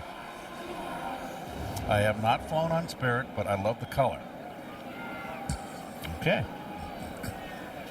Luis Garcia on to pitch the 6th inning. Alec Thomas leads off for the Diamondbacks and takes fastball strike. Garcia's outings have been sparse early in the season. He worked a scoreless inning in San Francisco on Friday night. His changeup misses out of the strike zone. A ball and a strike. 39-year-old Luis Garcia, the 3rd Met pitcher of the day. Freddie Peralta wound up getting charged with 3 runs in 4 2/3 innings. Fly ball out to left center. Over in the gap comes Robert, and he'll run it down. Good job by Benj getting out of the way. He and Robert have met together in the outfield a couple of times. Oh, wow. Hey, that's Keith and Ron. They could be coaching your team. Oh, hey, in the SNY Honorary Coach Contest. Again, the QR code for more information on how to enter today. All of a sudden my back hurts a little more. Now, when we were in San Francisco, Todd said a friend of his called him to say that he coached a high school team in Virginia and he'd like to enter the contest. And I said, there is no way on earth that Keith is going down to Virginia to coach a high school team. Was I right in saying Ronnie's not going to go either. No, I know. But we're in the, please. Virginia. Now, are you both doing this together? Or are you I doing don't it separately? Is it separate? Garcia throws out Barroso for the 2nd out. So I thought it was just going to be Ronnie and I. When I get tired in the broadcast and I don't talk for a while, let Ronnie pick me up for a bit. That's what I thought it was going to be like. This would be like one of the broadcasts when it's just you and me, where you don't have Ronnie to lean on. We're going separately? First I've heard of it. Oh, boy. I'm going to have my back. Oh, my aching back. To African Tom Marte. Marte is 1 for 3 today. Oh, God. What did the last batter do, Gary? He 1 to 3. Oh, okay. Oh, we just got birthday cake. Excellent. In the booth. Thanks, Greg. Thanks for having a birthday today. 1 ball, 1 strike to Marte. Marte has really been chasing out of the strike zone this game. He had a single to center back in the first, then struck out twice against Peralta. Garcia, who was so impressive in spring training, looking for his first clean inning of the season. And Marte flies it out to center. Robert got himself turned around and finds it for the 3rd out. So Garcia works a 1-2-3. Top of the 6th, still 3-2 Arizona. Diamondbacks go to their bullpen for the 6th inning. The side-arming right-hander Ryan Thompson is in. Well, hasn't allowed a run. 3 1/3, too many walks. You don't know if he's intentionally walked anybody. A sidearmer, you usually in a tight situation would intentionally walk a left-hander. Mark Vientos has a home run against Thompson in 3 career at-bats. Vientos, Semien, and Binge for the Mets in the 6th. Mets led this game 2-0. Diamondbacks got 3 in the 5th, and the Mets trying to come back against the bullpen as Vientos slices one foul down the line. Zach Gallen threw 95 pitches over 5 innings. Gave him 5 hits, 2 runs, only 1 earned, 4 walks, 5 strikeouts. Thompson now in his 4th year with the Diamondbacks after starting his career with Tampa Bay. The other Ryan Thompson, the one who played for the Mets, came up in conversation the other day. The Mets had an outfield alignment that only had 7 games of Major League outfield experience in a game in San Francisco, and it was the fewest ever in Mets history and broke a record that had been held by the outfield of Pat Howell, DJ Dozier, and Ryan Thompson back in 1992. Oh, We're going to miss by Vientos 1 and 2. And, the Mets' Ryan Thompson was the guy they got in the deal for David Cohn from Toronto. Right. They got big, strong kid. Yeah, they got Jeff Kent in that same deal. Ground ball toward the middle of the diamond, and Perdomo flashes over. The one thing I remember about Ryan Thompson is that Dallas Green, his manager, said, Ryan Thompson can talk 400.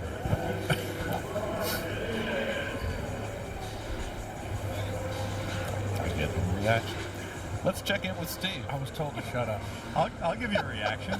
What a story, Gary. That was Thanks, Steve.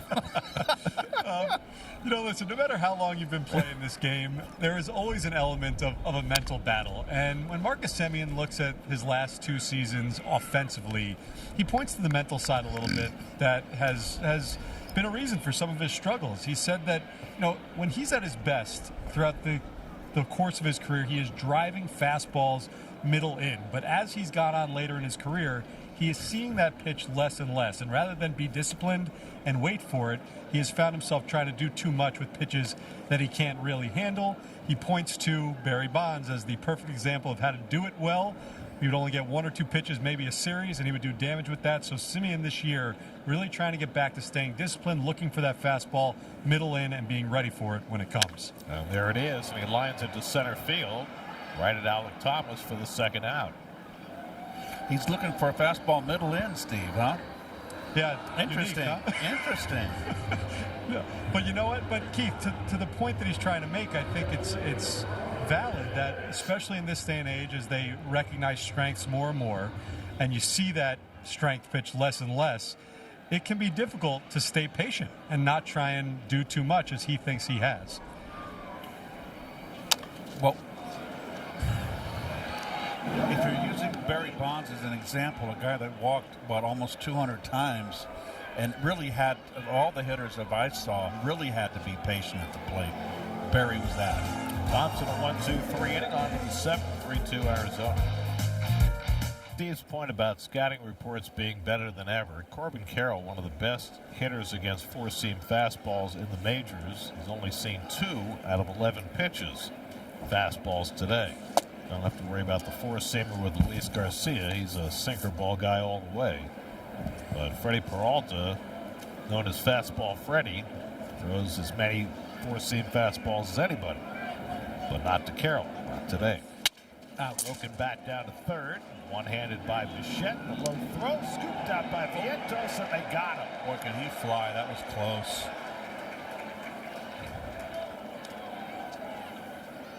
Nicely done. Mark?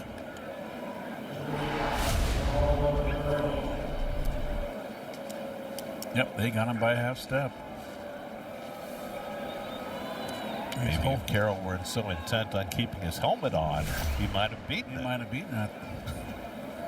He's no Jung-Hoo Lee. Well, I mean, Jung-Hoo Lee lost his helmet on every swing he made that entire series. It was annoying. Well, his helmet's about 3 sizes too big. I get it. Todd was opining that he just wanted to show off his, his flow. Oh, is that what Todd said? Remember, I turned off that game. I turned off 2 of those 4 games. So poorly played by the Giants. Oh. Perdomo's 0 for 2 in a walk, and he tries to bunt his way on and fouls it off. Well, this is the best Luis Garcia has looked since the season began. He's faced forward, retired forward, gotten a couple of ground balls. That is his manner of doing things. Doing it for ages. First saw him with the Phillies. He's kicked around to 9 different teams, and that's now fortunate to have him at age 39. Perdomo lines one right back to Garcia, who knocks it down and makes the play. 2 out. Where'd they get him? Arm. And that got him pretty good. I can see he winced. Yep, that guy might have got him in the forearm. On the left arm, yeah. Yep.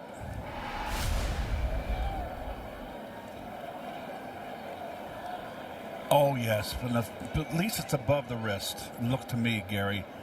In the lower forearm. Oh, he's holding his wrist. It looked like he got him on the inside. Inside, on the flat part, not on the side where it could have broken. Not on the bone.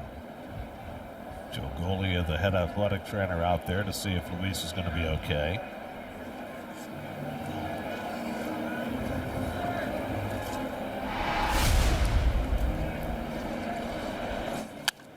You can hear that. Slapping the inside of that wrist. Oh, it got him on the, got him on the wrist. I found a great t-shirt this offseason. Love Lady Up, by the way. It's a gray shirt with blue lettering that says, rub some dirt in it. I had to buy it. He's staying in. Well, they're going to watch him catch a ball, I would think, before get the out there. Not so much the pitching as the catching, since it hit him off his glove hand.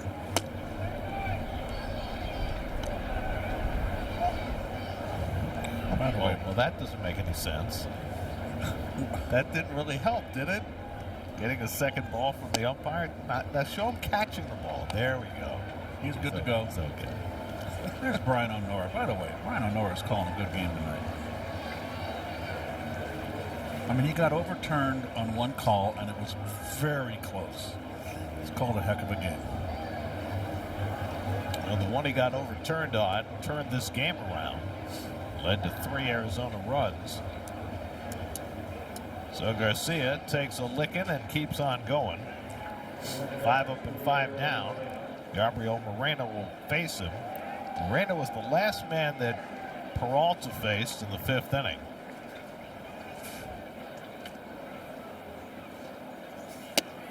Diamondbacks had 2 out and 2 on, and Peralta got ahead of him and then tried to get him with a curveball, and it hit him.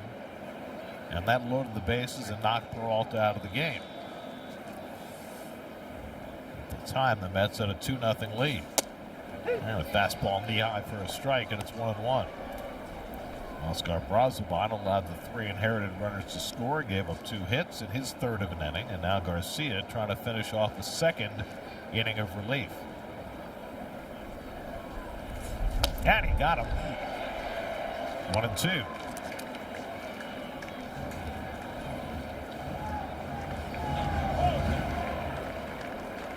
still wincing a little bit from that ball that hit him.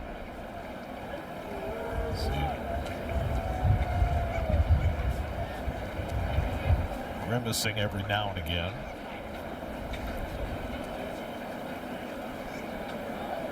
One and two to Moreno.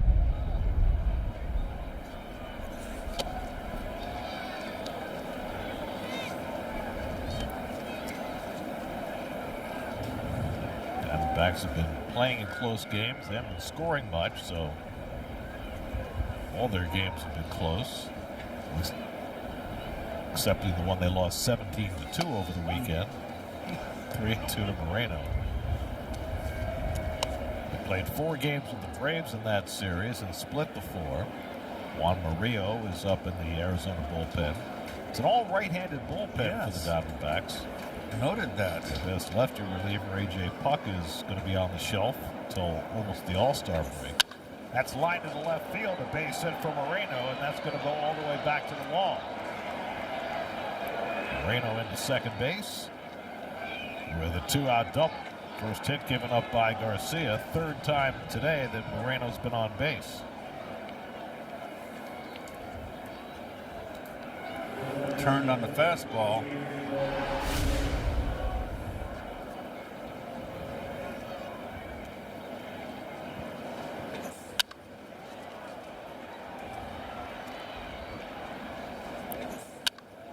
Up and in fastball, got on top of that ball. It looks like a school bus with all that yellow. So 6 hits for the Diamondbacks, and now here's Del Castillo, who has the biggest one. A 2-run single after winning a challenge to keep his at-bat going in the 5th.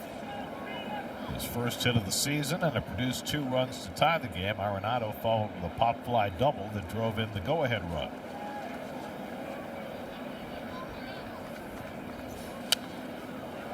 He's foul back.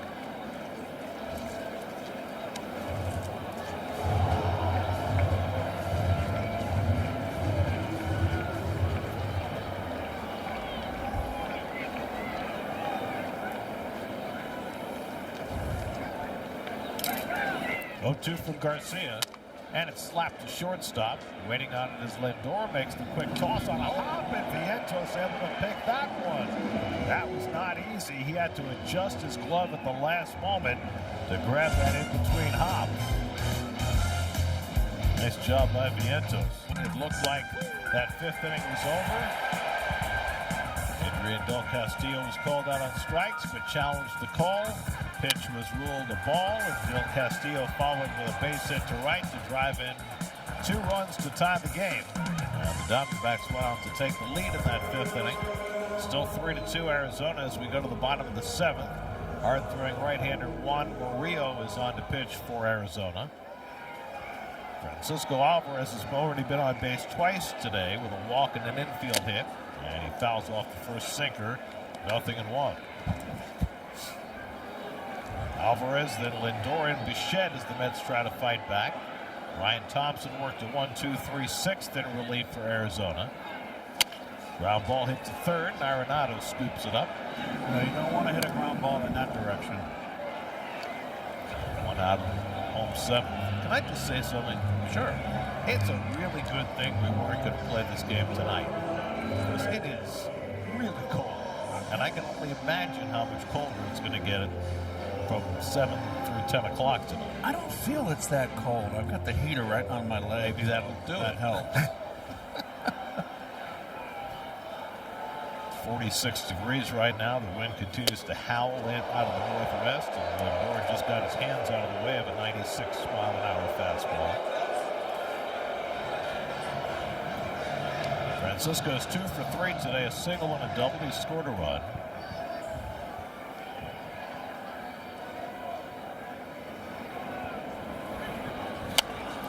Pops that one up on the left side. Arenado backpedaling. That's the 3rd pop-up for Mr. Arenado. It's the easiest one he's caught. 2 out. It's California boy. It looks cold. North Beach, El Toro High School. He was a senior when Matt Chapman was a freshman. third baseman for the Giants. They were both shortstops. He had a tough series at the glove, didn't he? Had a tough series in many respects. I can only imagine what your reaction would have been when he got caught stealing in the ninth inning on Sunday. His team down by 3 runs. Remember, I turned the game off. I missed it. Yeah, that's why I can only imagine your reaction. There's Raleigh up in the Mets bullpen. And Bichette takes a slider for a strike. Boy, nice. That might be outside. Because that's a big league breaking ball right there. I mean, he's throwing 98 and then a 79-mile-an-hour slider. That's a wicked pitch. If that's a strike, that is a big league pitch. Mets lose a challenge. So the Mets lose a challenge. Each team has 1 remaining.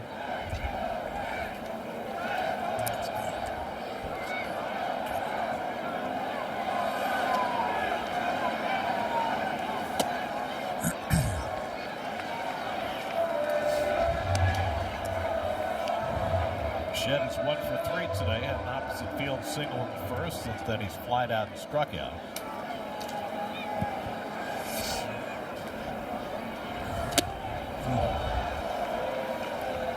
Spectrum high-speed hitting today. Adrian Del Castillo's big hit. The hardest hit ball of the day. 3-1 to Bichette with Polanco on deck. And Bichette fouls away the 98-mile-an-hour fastball, 3-2. What color do you think those spikes are, Maria? Do you think it's Barbie pink? No, it's too bright for. Well, that's pretty pink. Slap to the right side, short hop by Vargas, and he takes it from the bag to retire the side. Let's go 1-2-3 in the 7th. Still 3-2 Arizona. There's a chill in the air. Oh. Hoods and blankets and scarves and anything you can do. They're used to it. They had a tough winter. Yeah, but they don't sit outside all winter. Here they are sitting in the cold. Even Al's got a ski hat on. Oh. Yes. Look at the crew. Well, they all do football games. They know what it's like to dress in this cold weather. They're also the best, you know that. Well, yeah. Nolan Arenado leads off against Brooks Raley.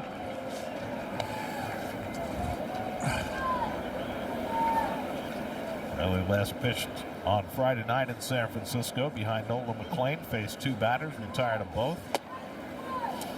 And he falls behind Arenado 2-0. Arenado hit the pop fly double into center field that drove in the go-ahead run in this game in the 5th. All 3 runs charged to Freddie Peralta, who's on the hook in this game. Really jams him with that sweeper, and it's 2-1. Tomorrow Vargas on deck, and then Alec Thomas.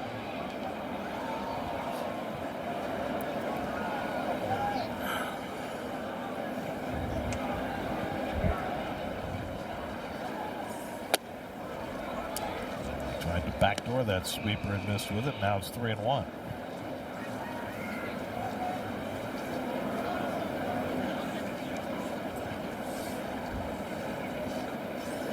And Arenado takes fastball for a strike.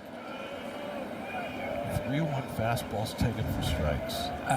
It's an epidemic, Keith. I used to be gluttonous on that count here.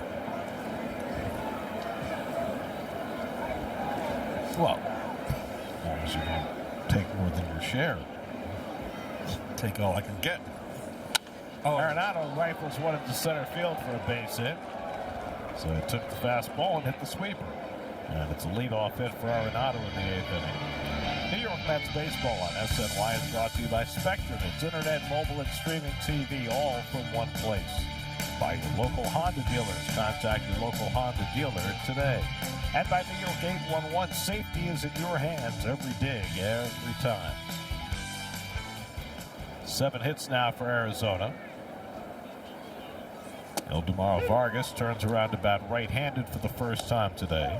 He's 3 for 6 as a right-hand batter so far. Bichette in on the grass at third base. staying in, even with Vargas not showing bunt on the first pitch. Now he backs up a step. And Vargas tops one right back to Bichette. Out in second, Semmy into first, not in time. Another nice pick on a short pop by Vientos. Love the way Bichette came in and got this ball and got the lead runner. No wasted motion. Now we'll get a pinch hitter. Lucan Baker is going to bat for Alec Thomas. Baker was just called up today with Carlos Santana going on the injured list. We've seen Baker before with the Cardinals, big hulking first base type. Interesting that they take their best center fielder out of the game with a one-run lead in the 8th inning.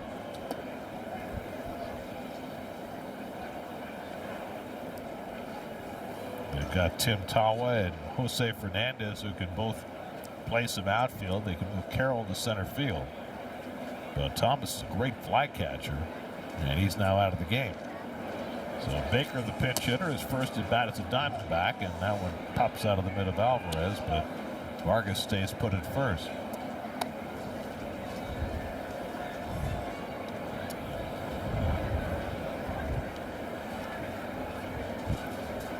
Lucan Baker, 6'4", 285 pounds. Yeah, he's a moose.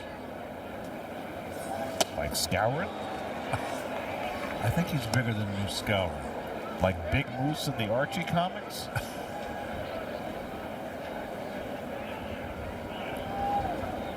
I got a chance to meet Moose Skowron when I was playing in New York. It was a big thrill for me, being a, sorry folks, Yankee fan when I was a kid. You don't have to apologize. Mickey Mantle was my idol. We all have our drawbacks. But I remember Moose playing first base back in the 60s. He was replaced at first base by Joe Pepitone. Pepe. Change up outside. Now it's 3-1 to Baker. Baker had 160 at-bats over 3 seasons with the Cardinals.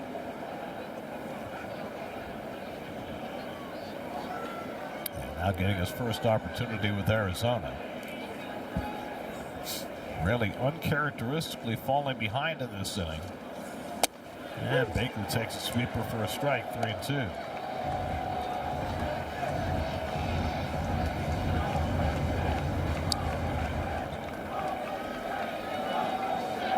Vargas at first with 1 out, not going, and Baker takes strike 3 call again, looking at the sweeper.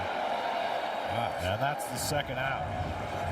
No, you Gary, they told us when we were kids, if you don't take the bat off your shoulder, you don't have a chance.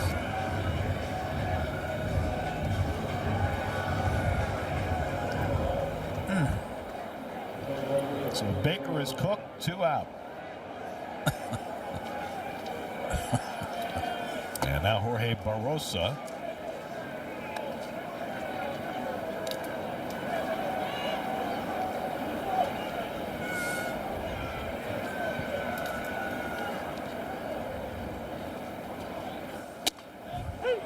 Strike to Barrosa, 1-1.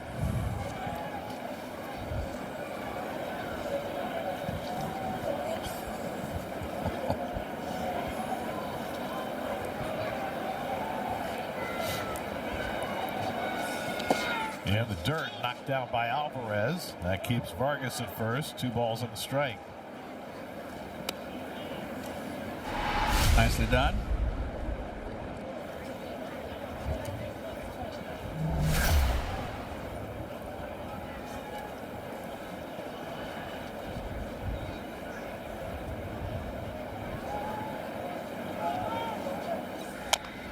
Chop foul up the third base line. It's 2-2. Well, we never give the Mets catching coach enough credit up here in Liverpool, JT Arancibia. He has worked with Alvarez, and Alvarez blocking this season so far has been really outstanding. Well, JP was in Syracuse last year as their catching coach, and he was the guy who worked with Alvarez before he came back. And the difference for Francisco after working with JP in AAA last year when he came back up was enormous.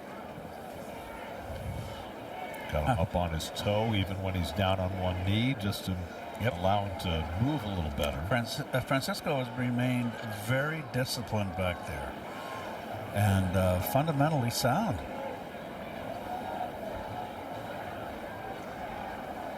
Vargas gets it to take off. 3-2 to Barrosa. And he swings and misses on a pitch in the dirt. Alvarez makes the toss to first. Side retire. So Raleigh bounces back with back-to-back strikeouts. We go to the bottom of the 8th, and that's down.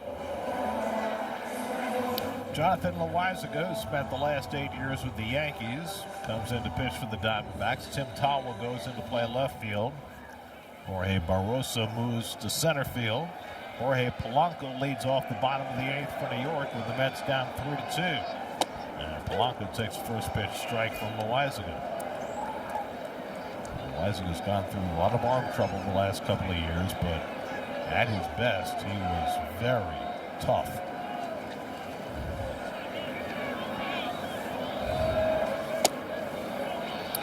It's a fastball inside, a ball and strike. Polanco 1 for 3 in his career against Loaizaga.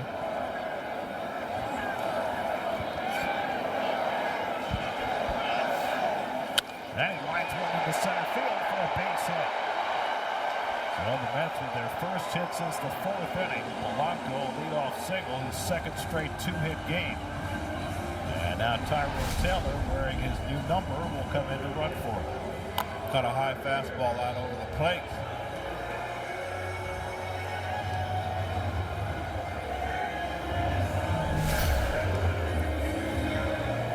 Taylor carries the tying run at first. 28 looks good on him. That's versatile. Yeah, that's a nice number, and we got a base stealing threat in Taylor as well.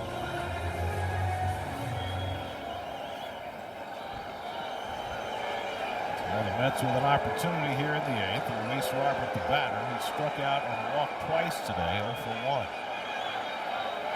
And that first fastball overthrown, ball 1.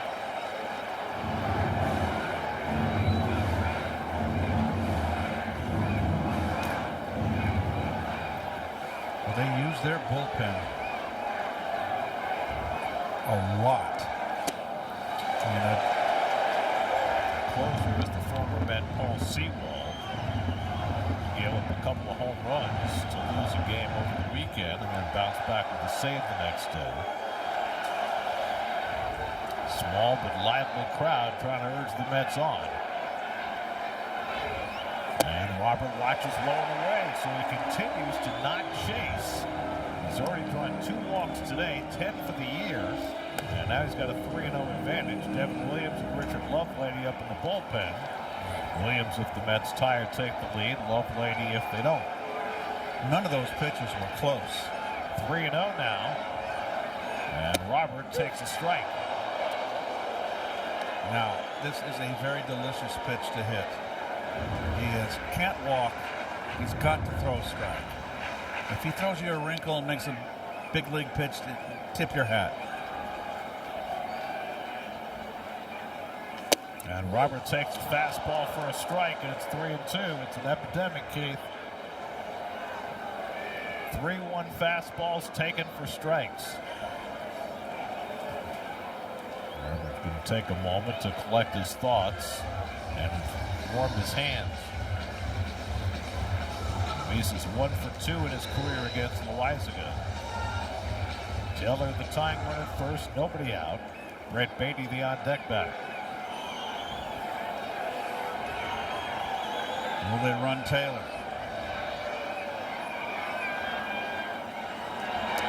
Loaizaga throwing over for a second time. So he can't throw over again without risking the ball. Yep, so you can... Boy, you don't want to strike him out, throw him out. But Taylor can take a little larger lead now.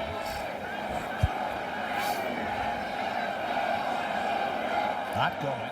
And Robert takes strike 3 call. I agree. And he challenges the call. Can't. Said it was too late. So after getting ahead 3-0, Robert takes 3 straight fastballs and goes down looking for the first out. have to make that call instantaneously or they will not allow it. That's what the home plate umpire Brian O'Nora told him. Well, 3-1 take, 3-2 take. So now Beatty, who delivered a run with a sac fly in the first, since then has grounded into a double play and struck out 0 for 2. This time a little better move as Taylor gets back. Beatty's been hitting a lot of balls in the opposite field early in the season, and the shortstop's playing up the middle. He's got a big hole on that left side of the infield. He's got a sinker ball pitcher out there.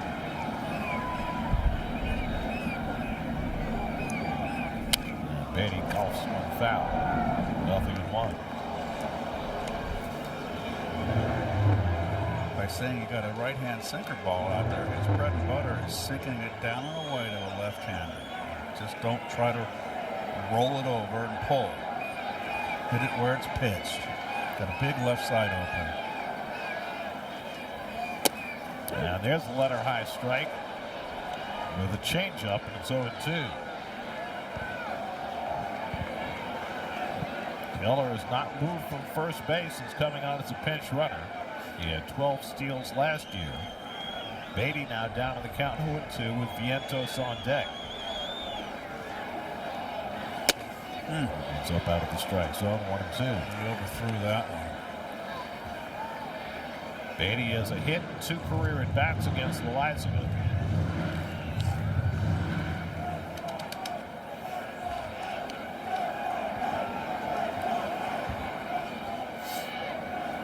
One-two coming. Line toward the middle. Pass Perdomo into center field. Taylor around second. And the throw will go to second base. Barossa thought about throwing to third, but to make sure he kept the double play in order, he threw it into second. And the Mets now at the tying run at third with 1 out. Down and away, not trying to pull. Barossa could have been aggressive here. Certainly aggressive base running by Tyrone Taylor. Now Jerry Young is going to bat for Mark Vientos. Vientos is on a hot bat, but so has Young, who had a 3-hit game, the first of his career in San Francisco over the weekend. Perdomo came close to getting to this ball, but not quite. Hit too hard. Remember that the Diamondbacks do not have a lefty in their bullpen. So this is a move that Carlos Mendoza can make freely, bringing Young in to face the right-hander. Good at bat by Beatty down in the count.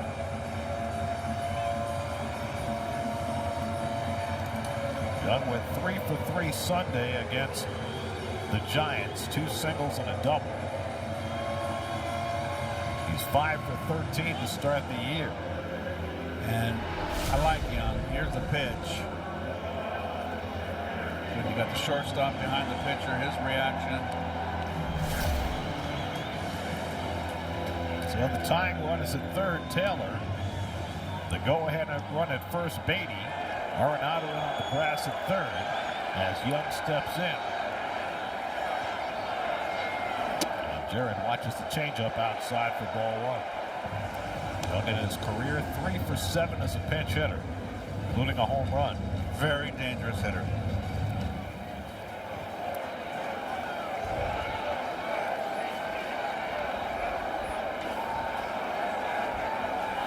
Jerry had a good swing at that fastball, but fouled it back 1-1. He doesn't get cheated up there.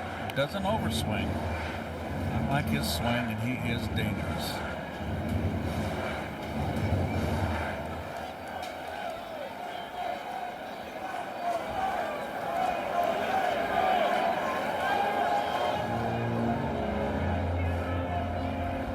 I do not know who that coach was. They got so many coaches now. Infield coaches, outfield coaches, assistant hitting coaches. That wasn't the bench coach, that's for sure. 1-1 to Jared Young.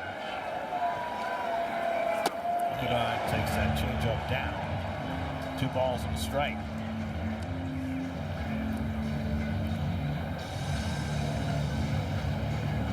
Mets haven't scored since the 2nd inning. They've had only 2 hits since the 2nd inning. 2-1 coming. Fly ball out to right center. That'll tie the game at least. Back goes Carroll in front of the warning track. Oh, He makes the catch.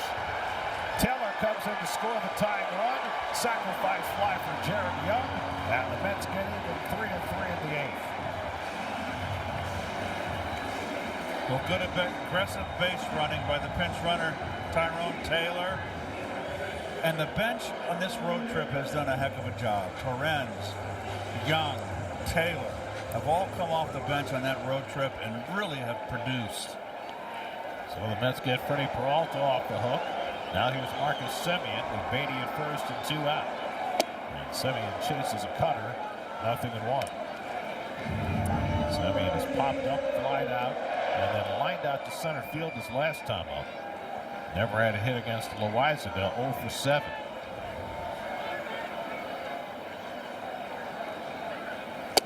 And he takes a strike on the outside edge, and it's 0-2. Might be a good time for Beatty to run.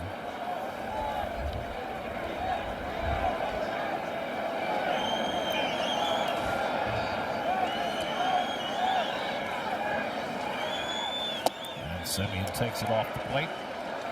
2 strikes. Interesting that Loaizaga throwing more sliders to the right-handers, but Stone didn't want to throw the slider to the left-hand hitters.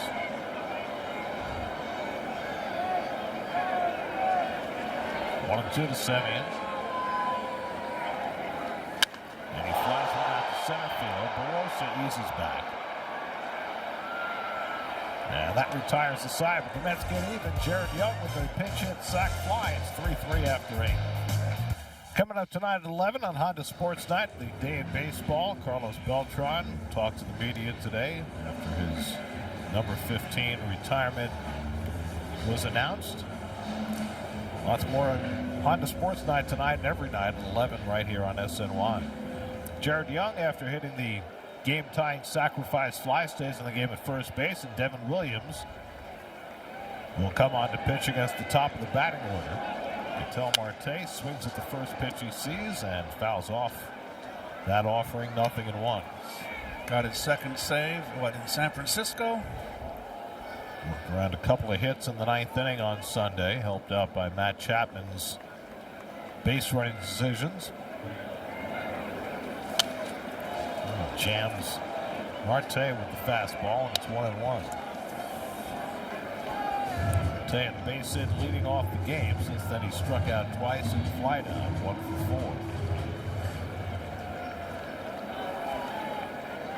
4. Marte 2 for 5 in his career against Williams. Corbin Carroll on deck, then Geraldo Perdomo. 0-2 coming. And the changeup misses down. 1 ball, 2 strikes.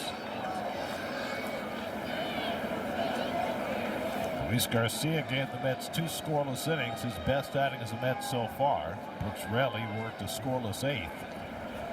And now Williams trying to keep it tied in the 9th. Hooked in the air to right center. Coming on is Beatty, but it's going to drop for a base hit.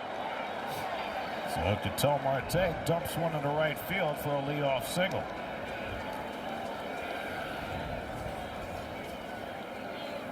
Leadoff fluke, Gare.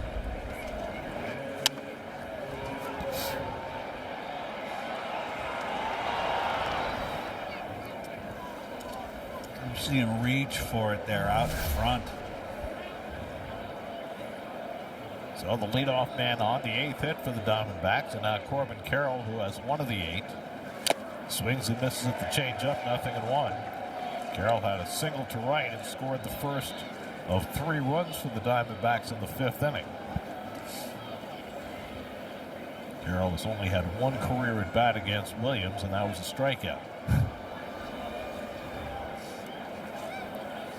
And he fouls off another changeup, and it's 0-2. Carroll can't lay off that ball that sinks away from him. He just really flails out of the strike zone.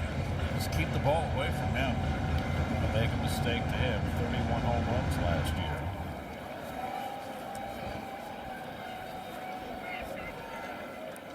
Paul Sewald is up in the Diamondbacks bullpen.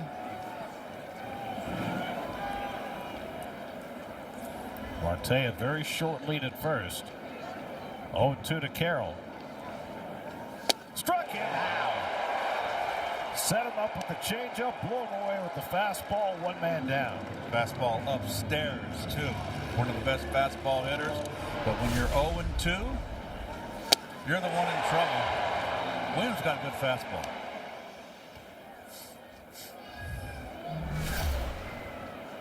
So 1 out and 1 on, and now Geraldo Perdomo, who's 0 for 3 and a walk.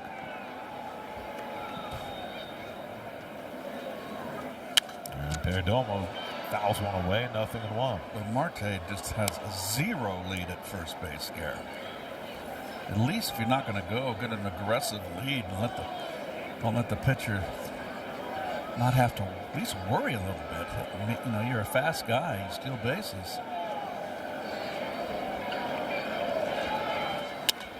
That's in the air to deep right field, but playable for Beatty as he drifts back.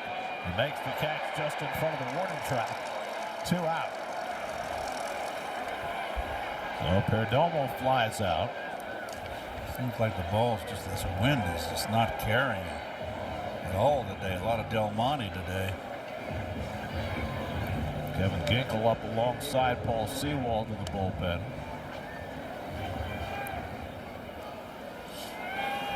So now Gabriel Moreno has been on base 3 times in this game. A walk, a hit by pitch, and then he doubled in the 7th. Marte had a leadoff single. He's still at first. What, some confusion here?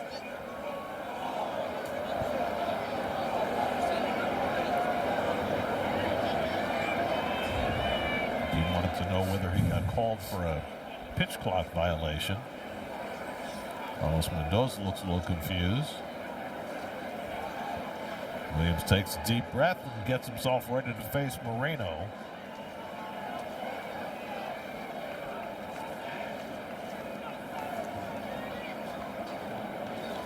And Moreno takes a fastball well off the plate for ball 1.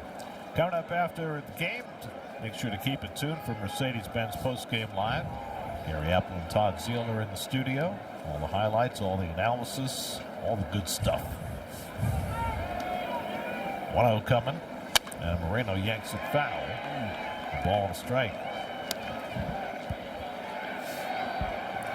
In the bottom of the 9th, the Mets will have 8, 9, and 1 in the order. Benj, Alvarez, and Lindor due up.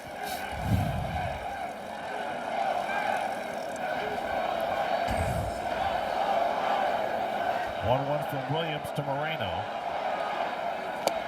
And a changeup in for a strike. And it's 1-2.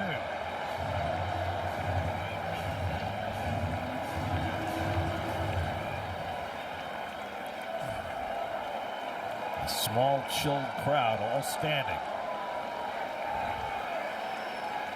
1-2 coming.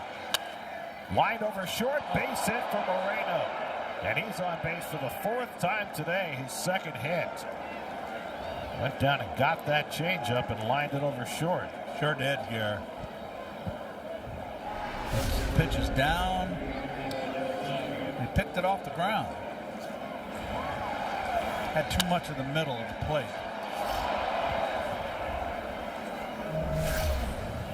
So 2 out and 2 on. And now Adrian Del Castillo, who has the biggest hit in this game. A 2-run single in the 5th that tied things up. After he won a challenge of what had been a strike 3 call. 3-3 top of the 9th. 2 out and 2 on. And Del Castillo takes a fastball right there for a strike. 0-1.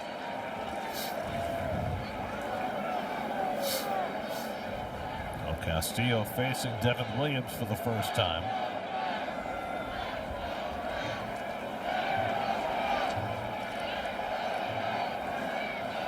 And he swings through that fastball, and it's 0-2.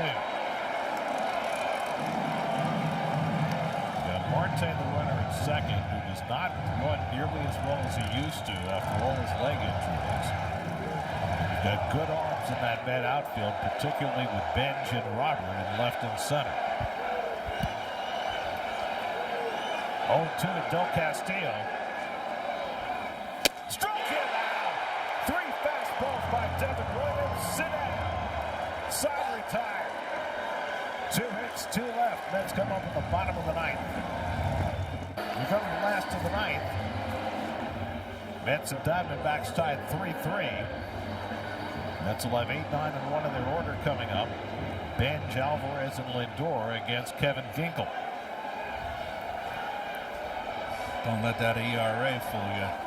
Ginkel is a solid reliever, veteran. He had a rough year last year, but he was a huge part of their National League Championship team in 2023.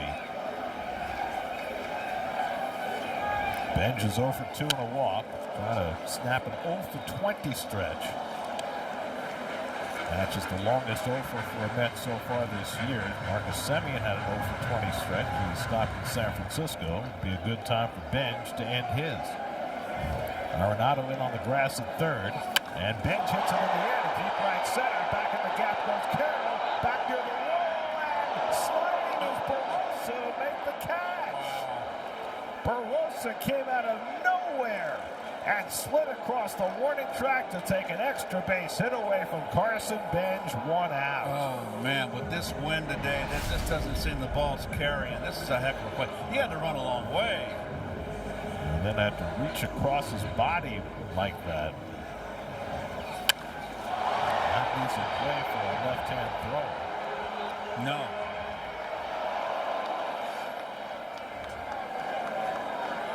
So 1 long out. Fine play by Barrosa. We're talking about taking Alec Thomas out of the game, a great fly catcher. Well, Barrosa showed some pretty good skills there.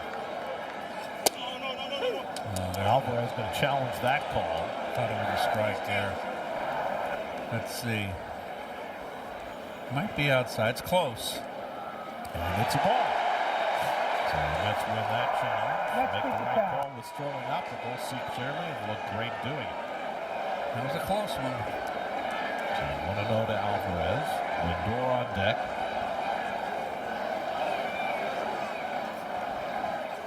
And Alvarez bounces it short. Perdomo with a long throw to make right on target. 2 away. Like Alvarez tripped over Ildemaro Vargas as he came by.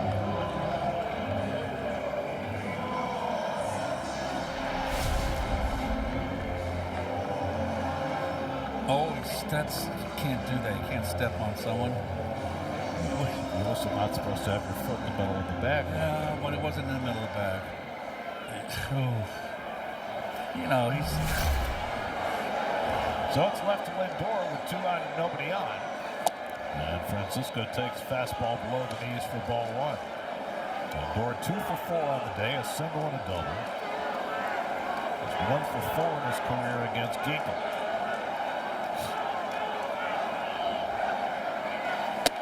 Lindor has not hit a home run. He has not driven on a run yet this year. Last April, he had a walk-off home run against the Cardinals.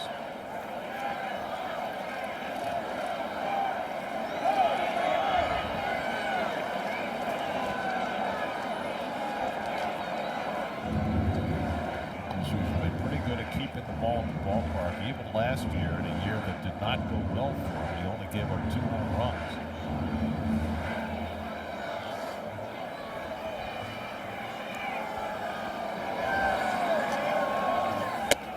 Francisco takes a fastball for a strike, and it's 1-2.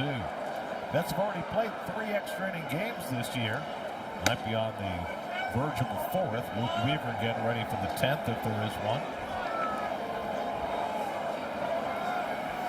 And Lindor lays off on the changeup, and it's 2-2. That just missed.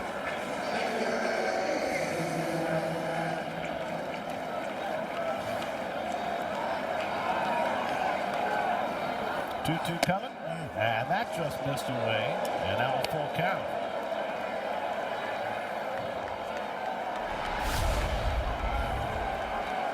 It missed. 3-2 to Lindor. Bichette would be next. And Lindor with a check swing foul.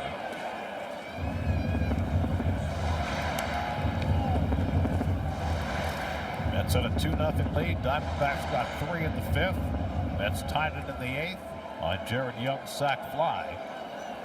2 out and nobody on last of the 9th. 7th pitch of the at-bat from Ginkel to Lindor. And Francisco goes down and strikes, and we are going to extra innings. Again. 3rd time in 4 home games this year. New York Mets baseball on SNY is brought to you by Hyundai. Test drive new Hyundai today only at your local Hyundai dealer. By Heineken, proud partner of the New York Mets. Enjoy Heineken responsibly. By Mohegan Sun, beyond your wildest. And by Infinity, experience their luxury SUVs at your local retailer today. This is only the Mets' 11th game of the season, and already their 4th extra inning game. We get a pinch runner for the free runner. Jose Fernandez, rookie, will come in to run for Adrian Del Castillo in the DH spot. Luke Weaver will pitch the 10th inning. This is the fastest into a season the Mets have ever played 4 extra inning games. Previous quickest was in 1970. They played 4 in their first 14. Here 4 in their first 11. That's a 1-2 in extra inning games so far. The Diamondbacks are 1-0. Nolan Arenado, the batter. Arenado has 2 hits today, a pop fly double and a solid single to center. He's driven in a run. Facing Weaver, who has been terrific so far. Pitched a 1-2-3 inning on Sunday in San Francisco. But quickly behind on Arenado, 2-0.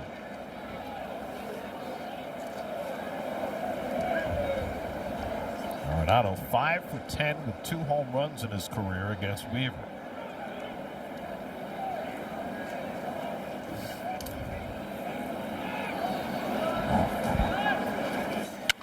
And he pops this one up into shallow right center. Semien backpedaling. 1 out. Doesn't advance the runner. So Fernandez, the pinch runner, still at second. 1 away. And now Weaver with a smoother path to try and get through this inning as he takes on Ildemaro Vargas, the switch hitter. Vargas has a bunt single in 4 trips today.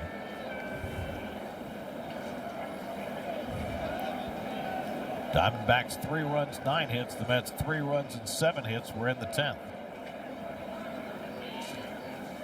And Vargas takes changeup on the inside edge, 0-1. Oscar Brazoban struggled for the first time this year, allowed 3 inherited runners to score, but since then Garcia, Raley, and Williams have given the Mets 4 scoreless innings out of the pen. The changeup misses down from Weaver, a ball and a strike.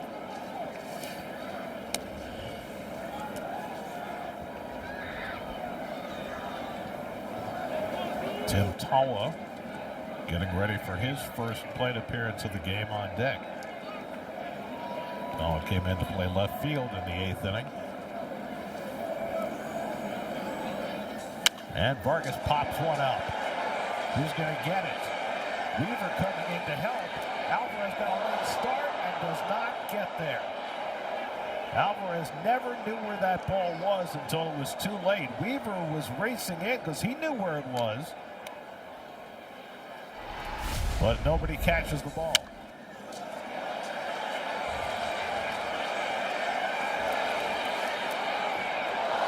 Oh boy. Well, the hitter, Vargas, was stuck in no man's land trying to make sure he didn't interfere. Yeah. It kind of was in Weaver's way, but he got out of the way in time. So he's back at the plate with a 1-2 count. He lines one to center field. Robert, though, comes in to grab it, and that's the second out. Vargas hit it hard after giving a second life.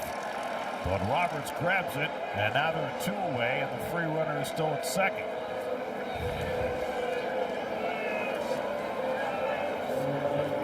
At the bottom of the 10th, the Mets will have Bichette, Taylor, and Robert due up. Robert Taylor ran for Polanco in the DH spot. So he's hitting third in the order. We still have Ronnie Mauricio on the bench as a potential right-handed pinch hitter. Mauricio just called up today to take Juan Soto's spot on the roster. So here's Tawa, who we saw quite a bit of last year as a second baseman, playing left field right now. 2 for 13 to start the year. And he checks his swing. Did he go? He did not. I thought it was a strike.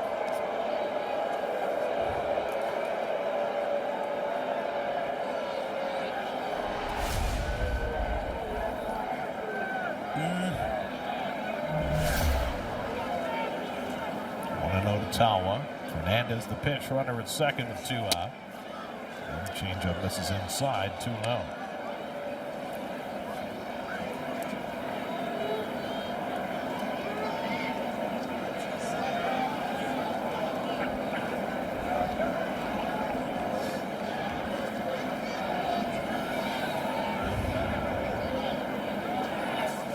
And now 3-0.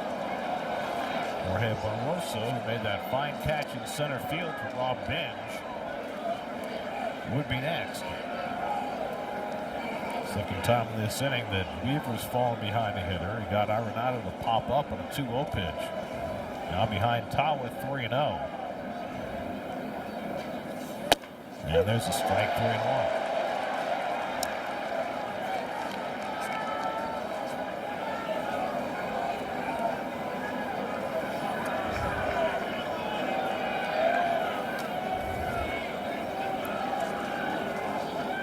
Waiting on a 3-1 pitch. And he swings through the fastball, 3-2.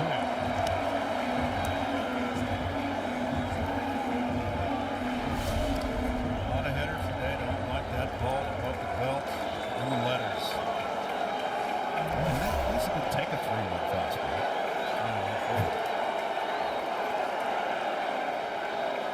Weaver stepping off.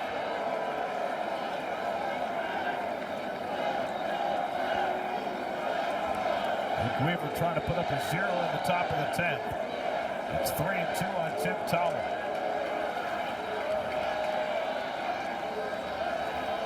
Strike out! Weaver fans Tawa and he strands the free runner. And now the Mets will have a chance to win it at the bottom of the 10th with Bichette to the lead off and Lindor the free runner. Great job by Weaver. Your All-State Good Hands replay. Bottom of the 9th inning, Carson Bench looking for a leadoff extra base hit, but Jorge Barroso comes out of nowhere to make a terrific play and help send this game to extra innings. Now the Mets come up with a tie game at the bottom of the 10th with Francisco Lindor, the free runner at second. The former Met Paul Sewald is on the pitch. Bo Bichette, the batter. Got the perfect hitter up here. There's Sewald's numbers. And they're bringing the first baseman, Vargas, in. Which makes it that much easier for Bichette to hit it past him that way. Which is what he'll be looking to do in this at-bat, you would think. Get the right guy up to advance the minimum advance the runner to third. Now Vargas backs up a little bit at first base. And Bichette trying to shoot one to right field, but he fouls it off, and it's 0-2. Paul Sewald now 35 years old. He had an up and down weekend, gave him a couple of home runs against the Braves with a 2-0 loss. They came back with a save the next day. First year back in Arizona after spending last year touring the American League. That's grounded toward the middle. A great stop by Marte and a good scoop at first by Vargas. So Bichette advances the runner, but Marte saves the game with a diving stop to keep that ball in the infield. That was a shot. What a terrific play. Advances the runner. Will they walk? The base is loaded. Taylor is the hitter. Ronnie Mauricio will bat for Taylor. Mauricio's first at bat of the season as you watch this play. The second base umpire, Eric Backus, getting out of the way. So Mauricio just called up today to replace Soto on the roster. I would think that pitch to Mauricio. I would pitch to Mauricio. I don't know. Look at that. Look at that. Good hops by Aaron Backus. Good dunk. I would definitely pitch to Mauricio.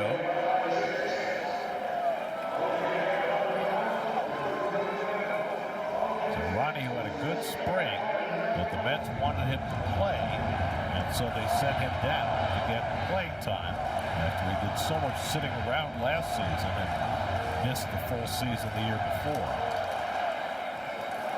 Mauricio's done a nice job in his brief career as a pinch hitter, 4 for 8. The infield comes in, the outfield comes in. A fly ball could win the game. Lindor at third with 1 out. And Mauricio goes after a high fastball, 0-1. One thing's for sure, you're going to get heat from Seawald.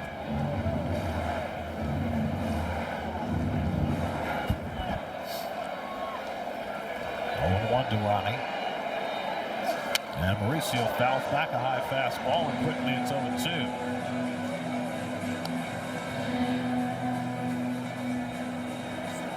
Since Seawald left the Mets and went to Seattle, he's leaned so much more heavily on his slider. But here, 2 fastballs to start off Mauricio. Luis Robert, the on-deck batter. 2 shakeoffs with the fastball, I think. High strike. And Mauricio drives it to right field. That'll win the game. Ronnie Mauricio's first at bat of the season is a walk-off hit in the bottom of the 10th inning. And the Mets win it 4-3. Oh, wow. How wonderful for that young man. Just back in the big leagues, getting his opportunity. First at bat, down in the count 0-2, and Ronnie Mauricio delivers his first career walk-off RBI, and the Mets have won 4 straight games as they rally to beat the Diamondbacks in 10, 4-3.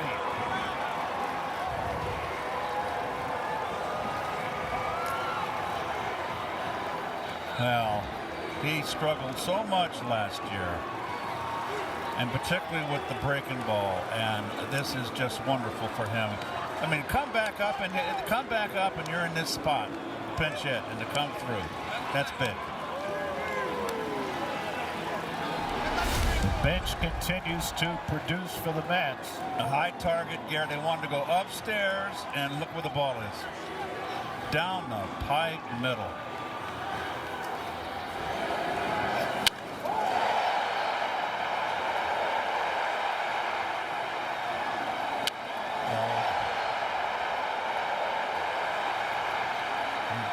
Put that thing in blow ride at home. So the Mets have won 4 in a row to go to 7-4 on the year. Jared Young delivered the sacrifice fly as a pinch hitter in the 8th to tie the game. And Ronnie Mauricio with the game-winning hit in the bottom of the 10th to send the Mets to a walk-off victory. And we send it downstairs to Steve Gelb. Steve? All right, Gary, thanks so much. Ronnie, first at-bat of the season, first walk-off hit of your career. What are your emotions right now? Primer turno de la temporada, tu primer walk-off en tu carrera. ¿Cuáles son las emociones ahora mismo para ti? No, increíble de estar aquí, de poder botar lo más que pueda, no importa las situaciones, solamente estar ready en el dugout y ponerse por ciento. You know, it's an incredible feeling, you know, trying to do whatever I can possibly do to help the team out, being ready inside in the dugout, in the cage. Yeah, but it's really exciting. Carlos Mendoza told us before the game that he said to you, you probably wouldn't be starting much, but you will come up in big spots. What was your approach and mentality to this game knowing that? Que Mendoza dijo que quizás tú no vas a ser un iniciador, pero que tú vas a tener momentos grandes aquí. ¿Cuáles son los pensamientos sobre eso? No, un equipo de 27 jugadores, so, mientras yo esté aquí, yo estoy parte del equipo y aportar lo más que pueda, como dije al principio. You know, this is a 26-man group here, and I'm just here for whatever whatever the team needs me to do, and whatever it is, I'm going to do it. Ronnie, you fall behind 0-2 on 2 good fastballs. You get a hold of that 3rd fastball. What did you learn in those first 2 pitches from Sewald that you're able to take advantage of? Que tú estabas atrás 0-2 en la cuenta. ¿Cuál ajuste tú pudiste hacer para poder tener éxito en ese turno? No, el mismo approach. Solamente estaba buscando un picheo alto en la zona de atrás. Picheo ahí donde yo pueda hacer un buen daño y poner la bola atrás. You know, it was the same approach. I was just trying to get my pitch, a fastball up. I was able to get that, and I was able to execute on it. Ronnie, first big league walk-off hit. Congratulations. Thanks for the time. Thank you. All right, Gary, back to you. All right, thanks very much, Steve, and thanks to Ronnie. Congratulations. Just back in the big leagues and delivering a win for the Mets. Today's win is brought to you by Moomoo. Download the app for access to exclusive Mets perks and smarter trading. Moomoo Financial Inc., member FINRA, SIPC. Game summary presented by Spectrum. Jared Young drove in the tying run in the 8th as a pinch hitter. Ronnie Mauricio drove in the winner in the 10th as a pinch hitter. Mets bench continues to excel. Their bullpen continues to excel. Luke Weaver gets the win as the Mets win their 4th in a row. The Amazing Mets Foundation is proud to contribute $2,500 to Northwell Health and the Cats Institute for Women's Health for every Mets win. For more information, visit northwell.edu/cats. The total contribution so far this season is $17,500. Final score in 10 innings, the Mets 4, the Diamondbacks 3. Will play early again tomorrow. 4:10 first pitch. Coverage begins at 3:30. David Peterson looking for a bounce-back performance against Ryan Nelson.